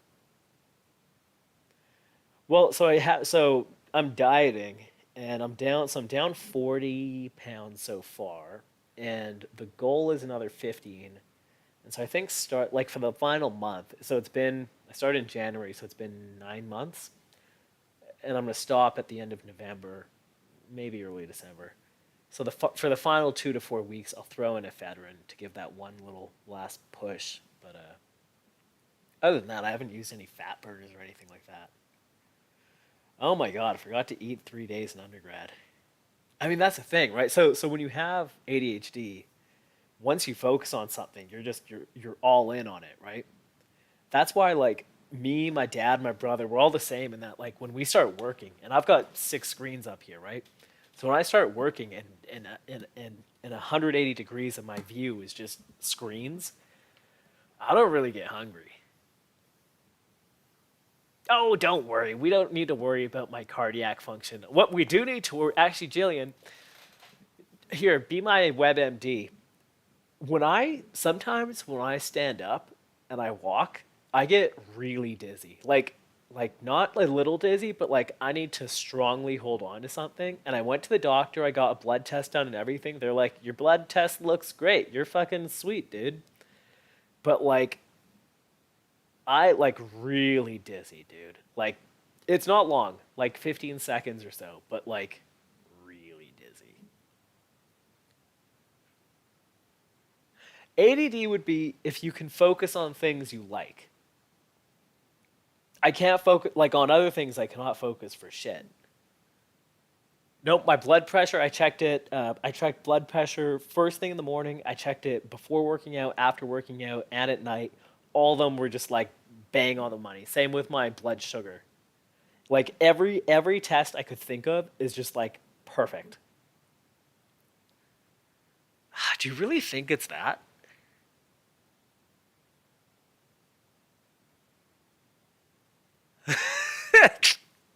No. Uh, the, when I was powerlifting and I was dealing with some really major oh, maybe, hey Jillian, I've had a lot of concussions, I think. Uh, I played rugby in high school, and no one ever told me the symptoms of a concussion. And then in university, I learned the symptoms of a concussion, and all I could think was, "Oh my God, I've had a lot of concussions, like a lot." Because when I first started playing, I was 145 pounds. Do you think it could be that? Do you think I just got hit knocked in the noggin too many times? I also am not good with memory. Like my memory is really bad. I can remember ES numbers. That's about it.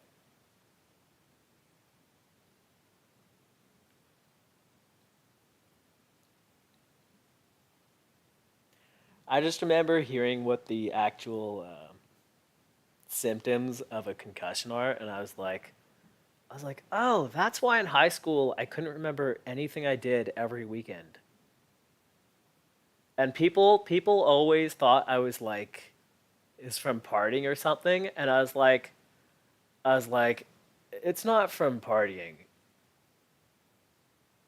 I can't tell if you're trolling about concussions giving you ADHD.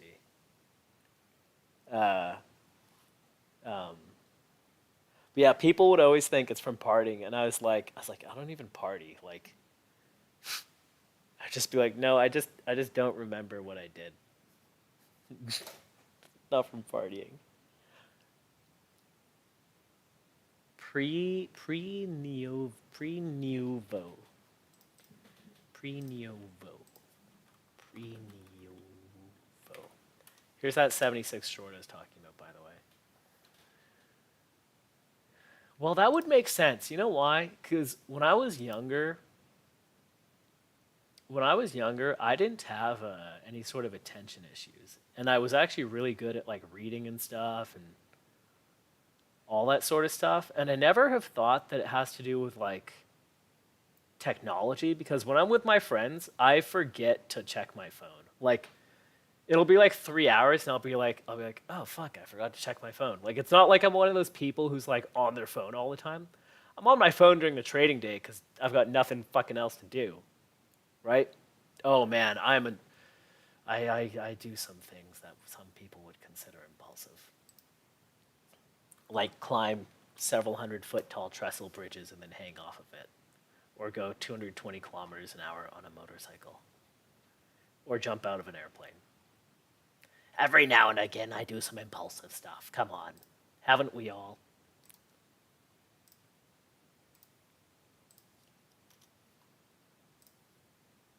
There's a link. Gambling habits. Yeah, I'm pretty. Sometimes I get into a mood where I start getting. I just got to do things. Yeah.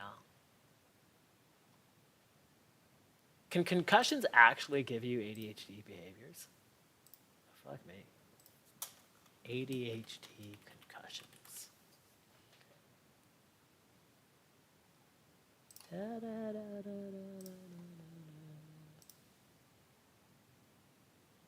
Huh.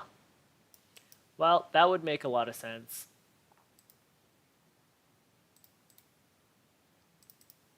It would make sense because I didn't ever used to have these problems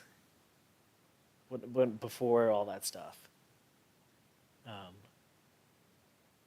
yeah, I don't know.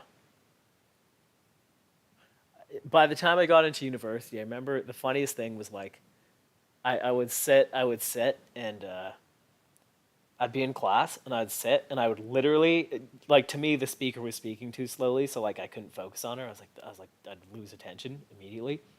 So I would just sit there and I'd move my head around and I was just looking at in amazement as to how everyone was focusing on the prof. I was like, how are people focusing on this person speaking? I was in like genuine disbelief. I catastrophize for sure, emotionally. Catastrophizing. I'm pretty good at staying. I don't really get angry a lot, but when I do, I'll get decently angry.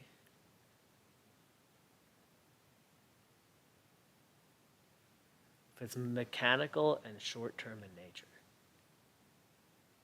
then check this out as plausible issue. Yeah, but okay. So let's say it is the issue or the concussion things. What do you do about it? I'm not on any ADHD meds, by the way. If I was working an office job, I'd probably be on them. But for this sort of stuff, I think I don't need to be on that stuff. Because I don't have problems focusing on this stuff. I could watch the Dom all day.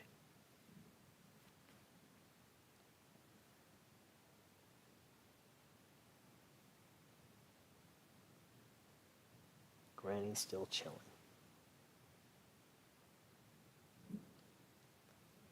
Oh, did my friend respond?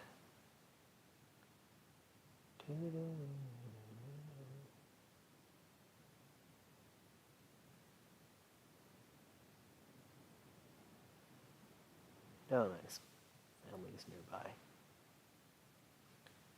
They went to America this morning.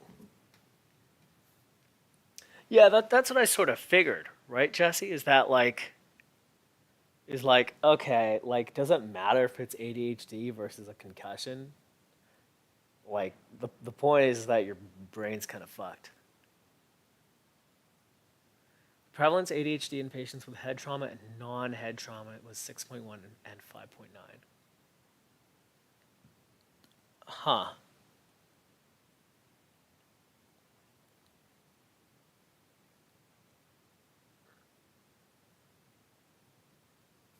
No, my hydration's usually pretty spot on, and so is my blood pressure.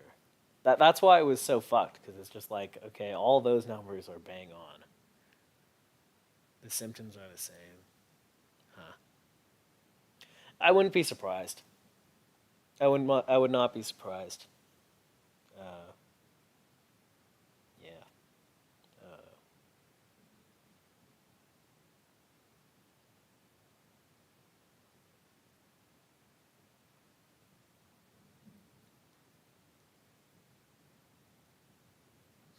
Sedenko. I didn't realize for the longest time that Sedenko was a troll, and we banned him the first time because he was saying something stupid. And I was like, oh, this guy's just a fucking troll. I love it. Concussion will give you liabilities later, predisposition for mental decline. But why get the brain MRI? Like, what do I do with that info? Other than be like, oh, it's fucked. Like, can I actually do anything with that? Find out whether it lost a chunk. God. That's depressing. Meow is going to be banned from my streams for being too much of a Debbie Downer. Banned for Debbie Downing.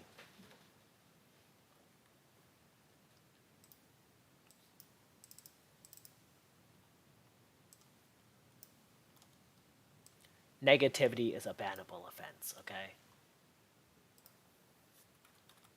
T2L is at 60 quarter now. PDL is going to be at 60, 58, 53, what is that?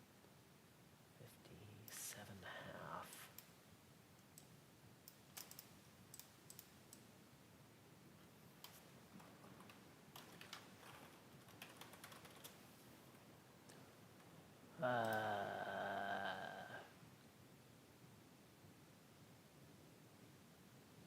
Huh.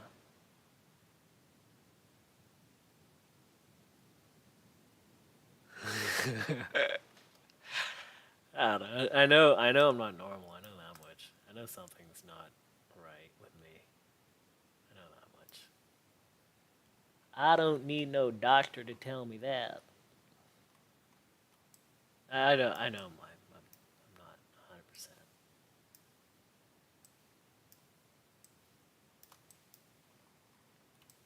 It just be like that. When you get to my age, Jillian, then you'll understand, okay? You kids don't understand what it's like.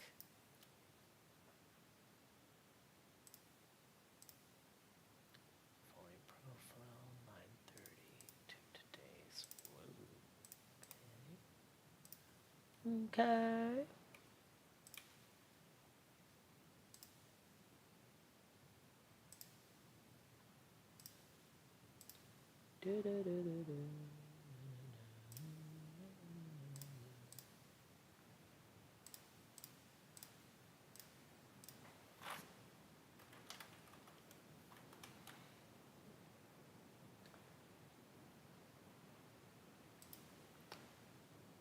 I mean, I don't really do that stuff, and I live a pretty damn active lifestyle. Val, 36, 6250.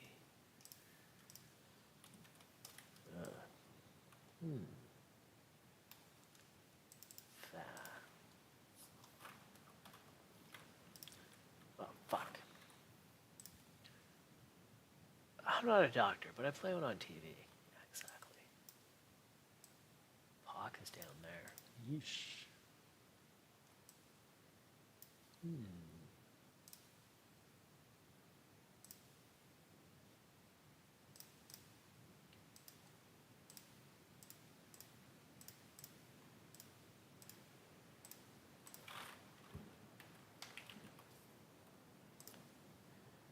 We're getting this ridiculous action.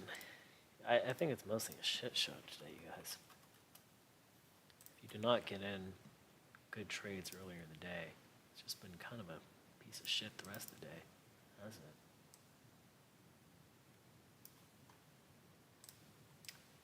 Settlement close. Hill 750.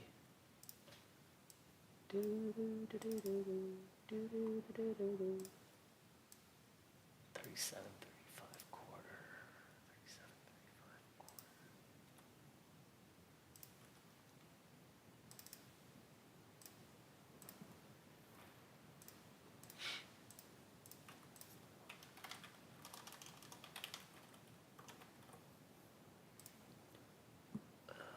Okay, same as DI. Double bottoms on ES but not on SPY. Interesting. Really? I never really look at the SPY. But I know some people love that kind of stuff. 36.42, 613 weekly value. Weekly value very low. 36.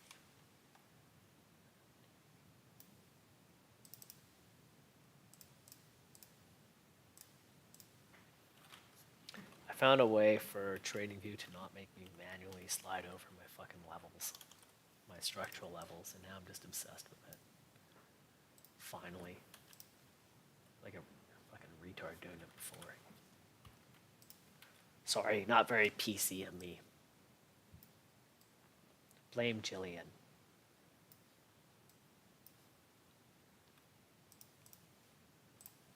Every time I hear the name Jillian, I think of Jillian Michaels, the trainer.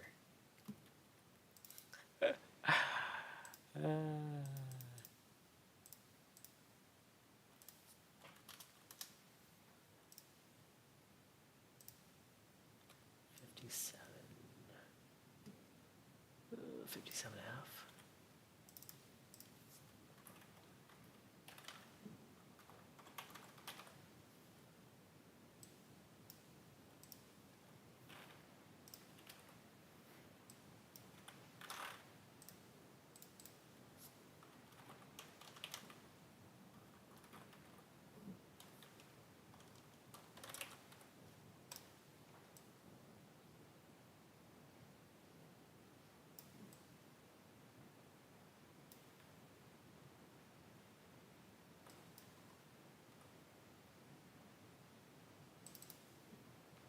Fucking VWAP is right at the open at 92. Didn't realize it's so far.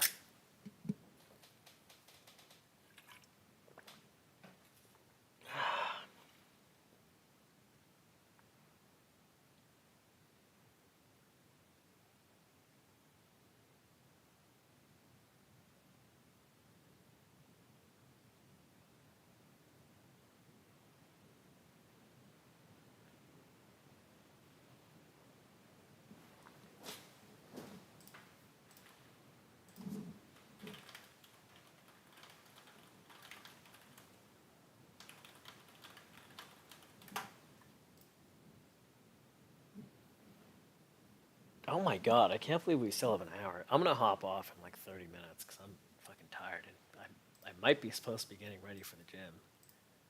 And I didn't know.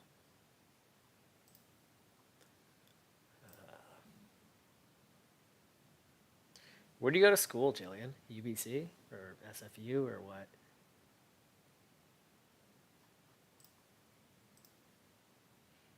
I like that everyone is from Vancouver or BC in general. I like it. All my friends.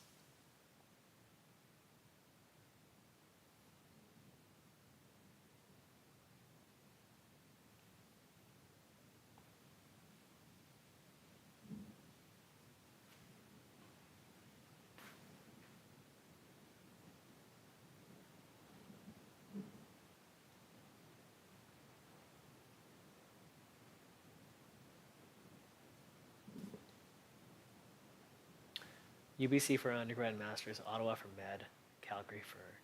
Oh, wow, you went all over. What was your undergrad in? And I guess your master's.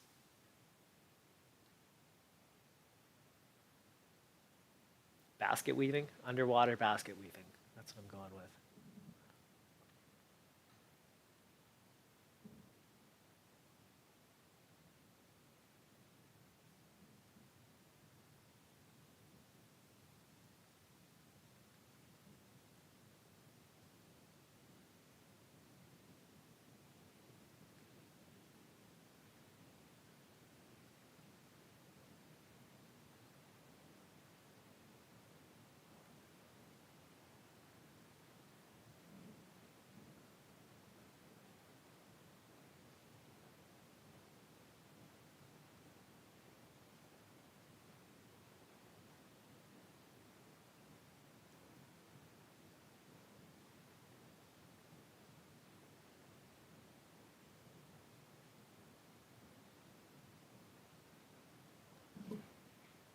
Biochem.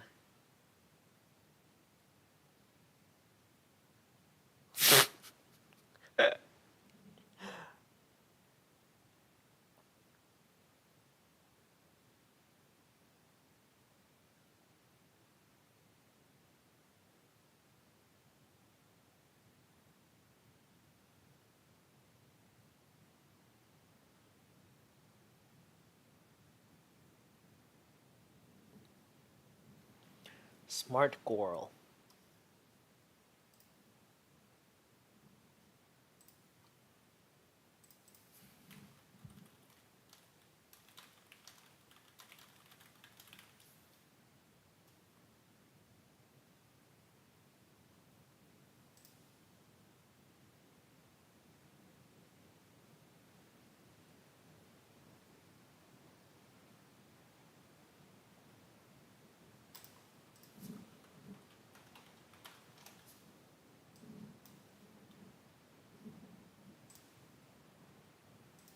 What a messy spaghetti.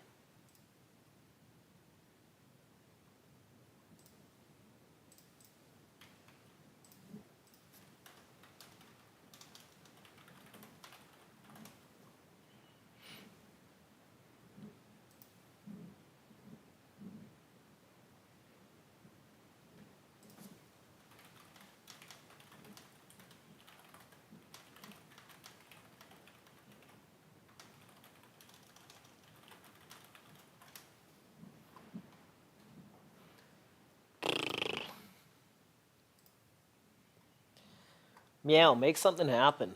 I'm bored. Make market move, please. Please. Please. Please do. You ask nicely.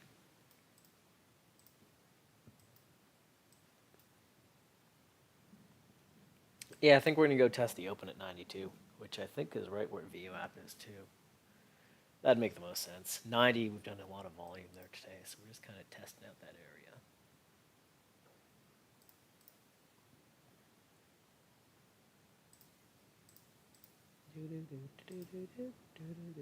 No, I wouldn't. I'm not even trading this time of day, dude.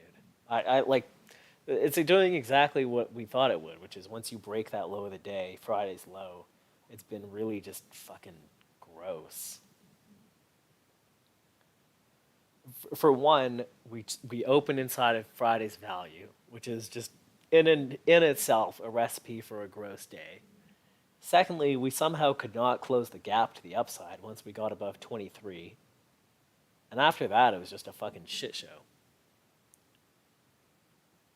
Get rid of October puts. How long you been trading? Like, those are some long-term positions he threw on there. Yeah, exactly. How long you been trading?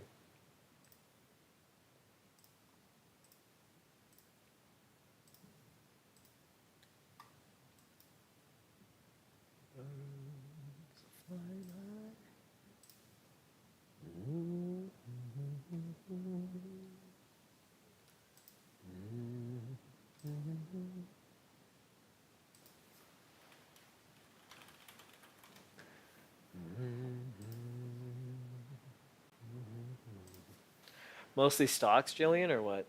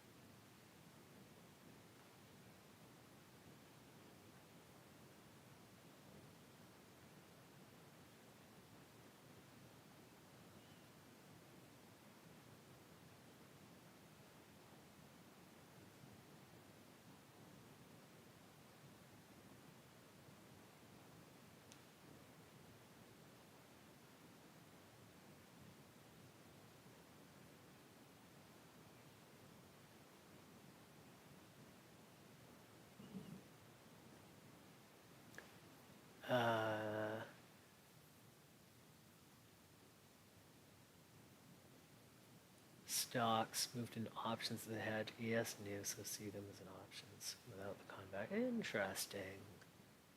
I see. Huh.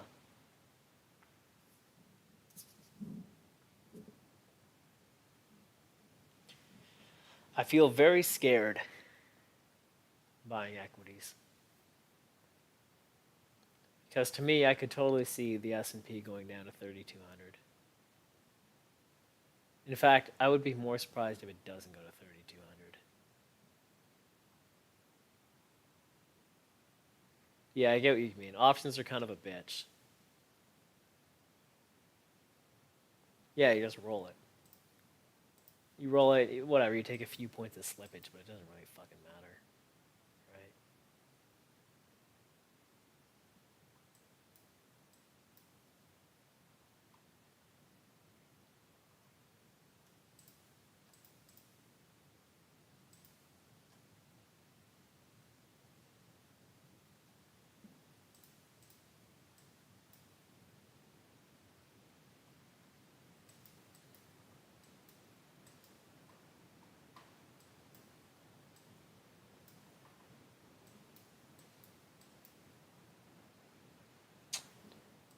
3,200 just seems like the number. That seems very reasonable.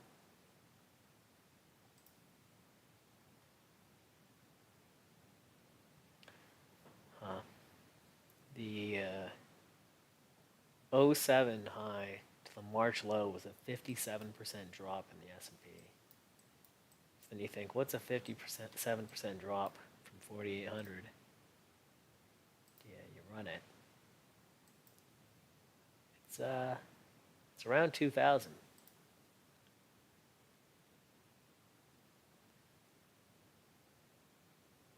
All you're doing is setting a bracket order, Nash. That's all it is. It's not confusing. He said at the open, he messaged Origin. Here, I'll pull it up. He gave the levels, and then he said he's going to short '07 quarter. And then if you look at the pinned messages, you can see he showed you the bracket. 6.25 take profit, 5.75 stop loss. That's all there is to it.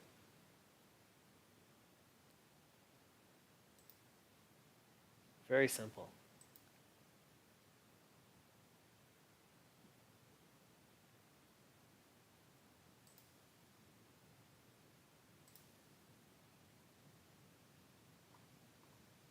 What?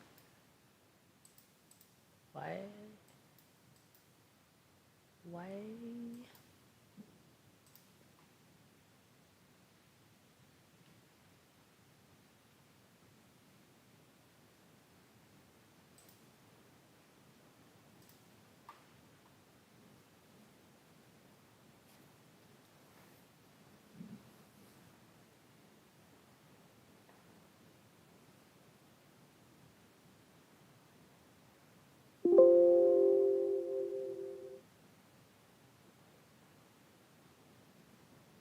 I'm gonna hop out in 15 minutes. I gotta make some food.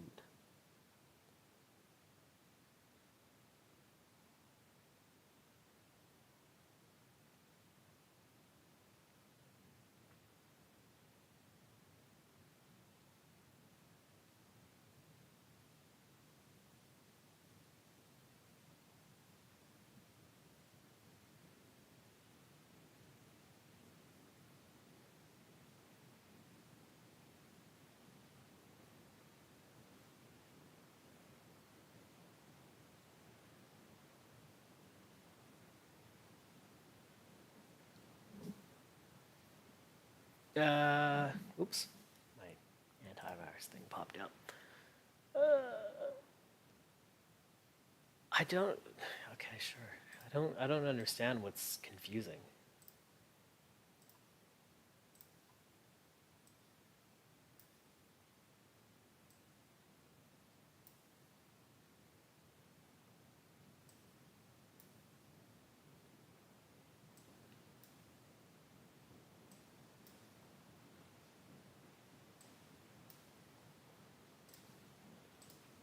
What is confusing?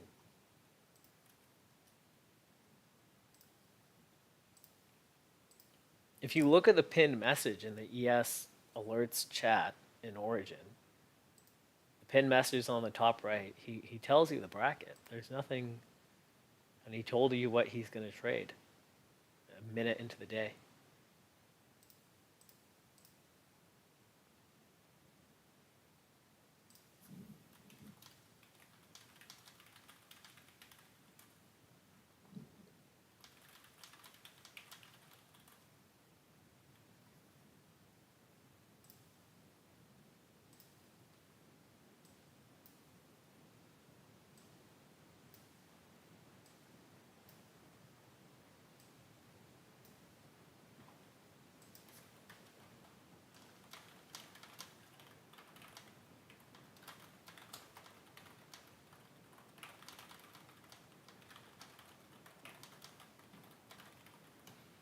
Hey, Alex. I don't look at cumulative delta. I've got some friends that do. Um, the idea being is like, let's say when price sold off to 75, was that the first time? Yeah. So when price sold off here for the first time, you would look at what the cumulative delta was, and then let's say it rallies, and then the next time it gets here, you look at if the cumulative delta is the same as the last time it was there. I kind of use the advanced decline for that, but I I don't really look at it, but I see the reason for it.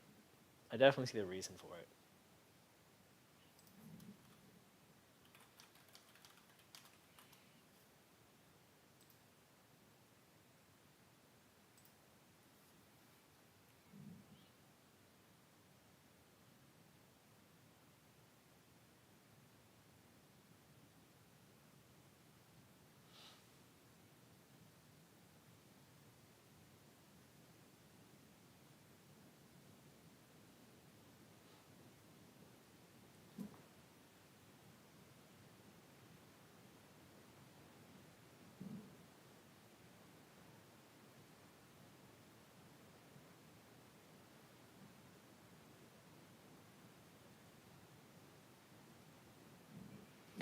Tomorrow I get my DEXA scan done, so that'll be fun.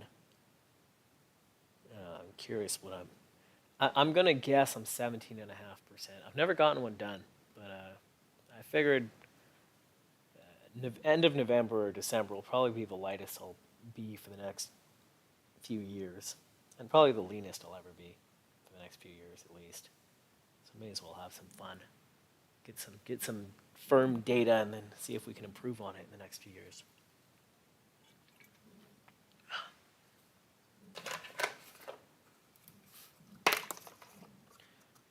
All right, if we don't break 90 or 71 in the next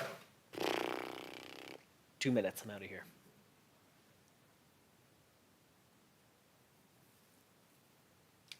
Hey man, people can give a like if they want. Oh shit, I said we got to break 71 and the market sold off. Yikes.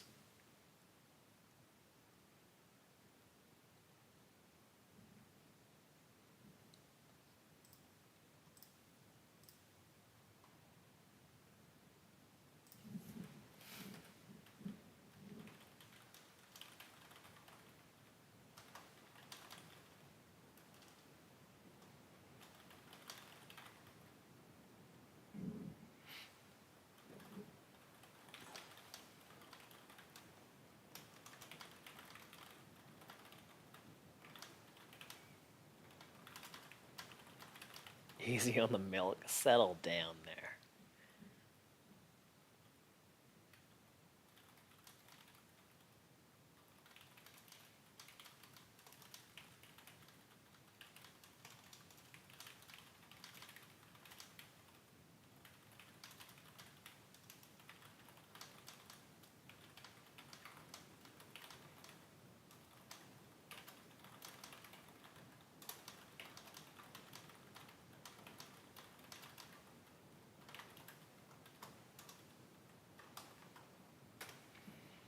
Um,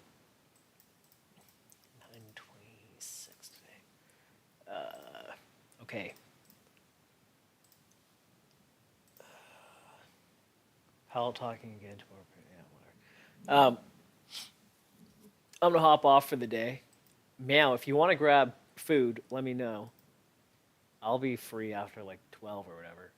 If you want to, let me know. Other than that, I'm gonna hop out, you guys. I would not recommend trading this final hour. It's gonna be very messy. If we can, if we can, if we can tomorrow break today's high of the day, this thing should rip to 3,800 to 3,850 around there in the next couple days, and we could definitely see a move to 3,900 to 4,000. That's not out of the cards. And I know, Meow, you love shorting this thing for swings. I think that might be the good spot, 3,900 to 4,000. End of month and end of quarter is usually when we get the face ripping moves. But what I'm thinking is if I can hop in some calls based on today and yesterday's high of the day break, once those break, you get some 380 calls and 390 maybe even. And then those can be your hedges as you're entering swing shorts. Yeah, let me know. Just shoot me a DM or whatever on Discord. All good.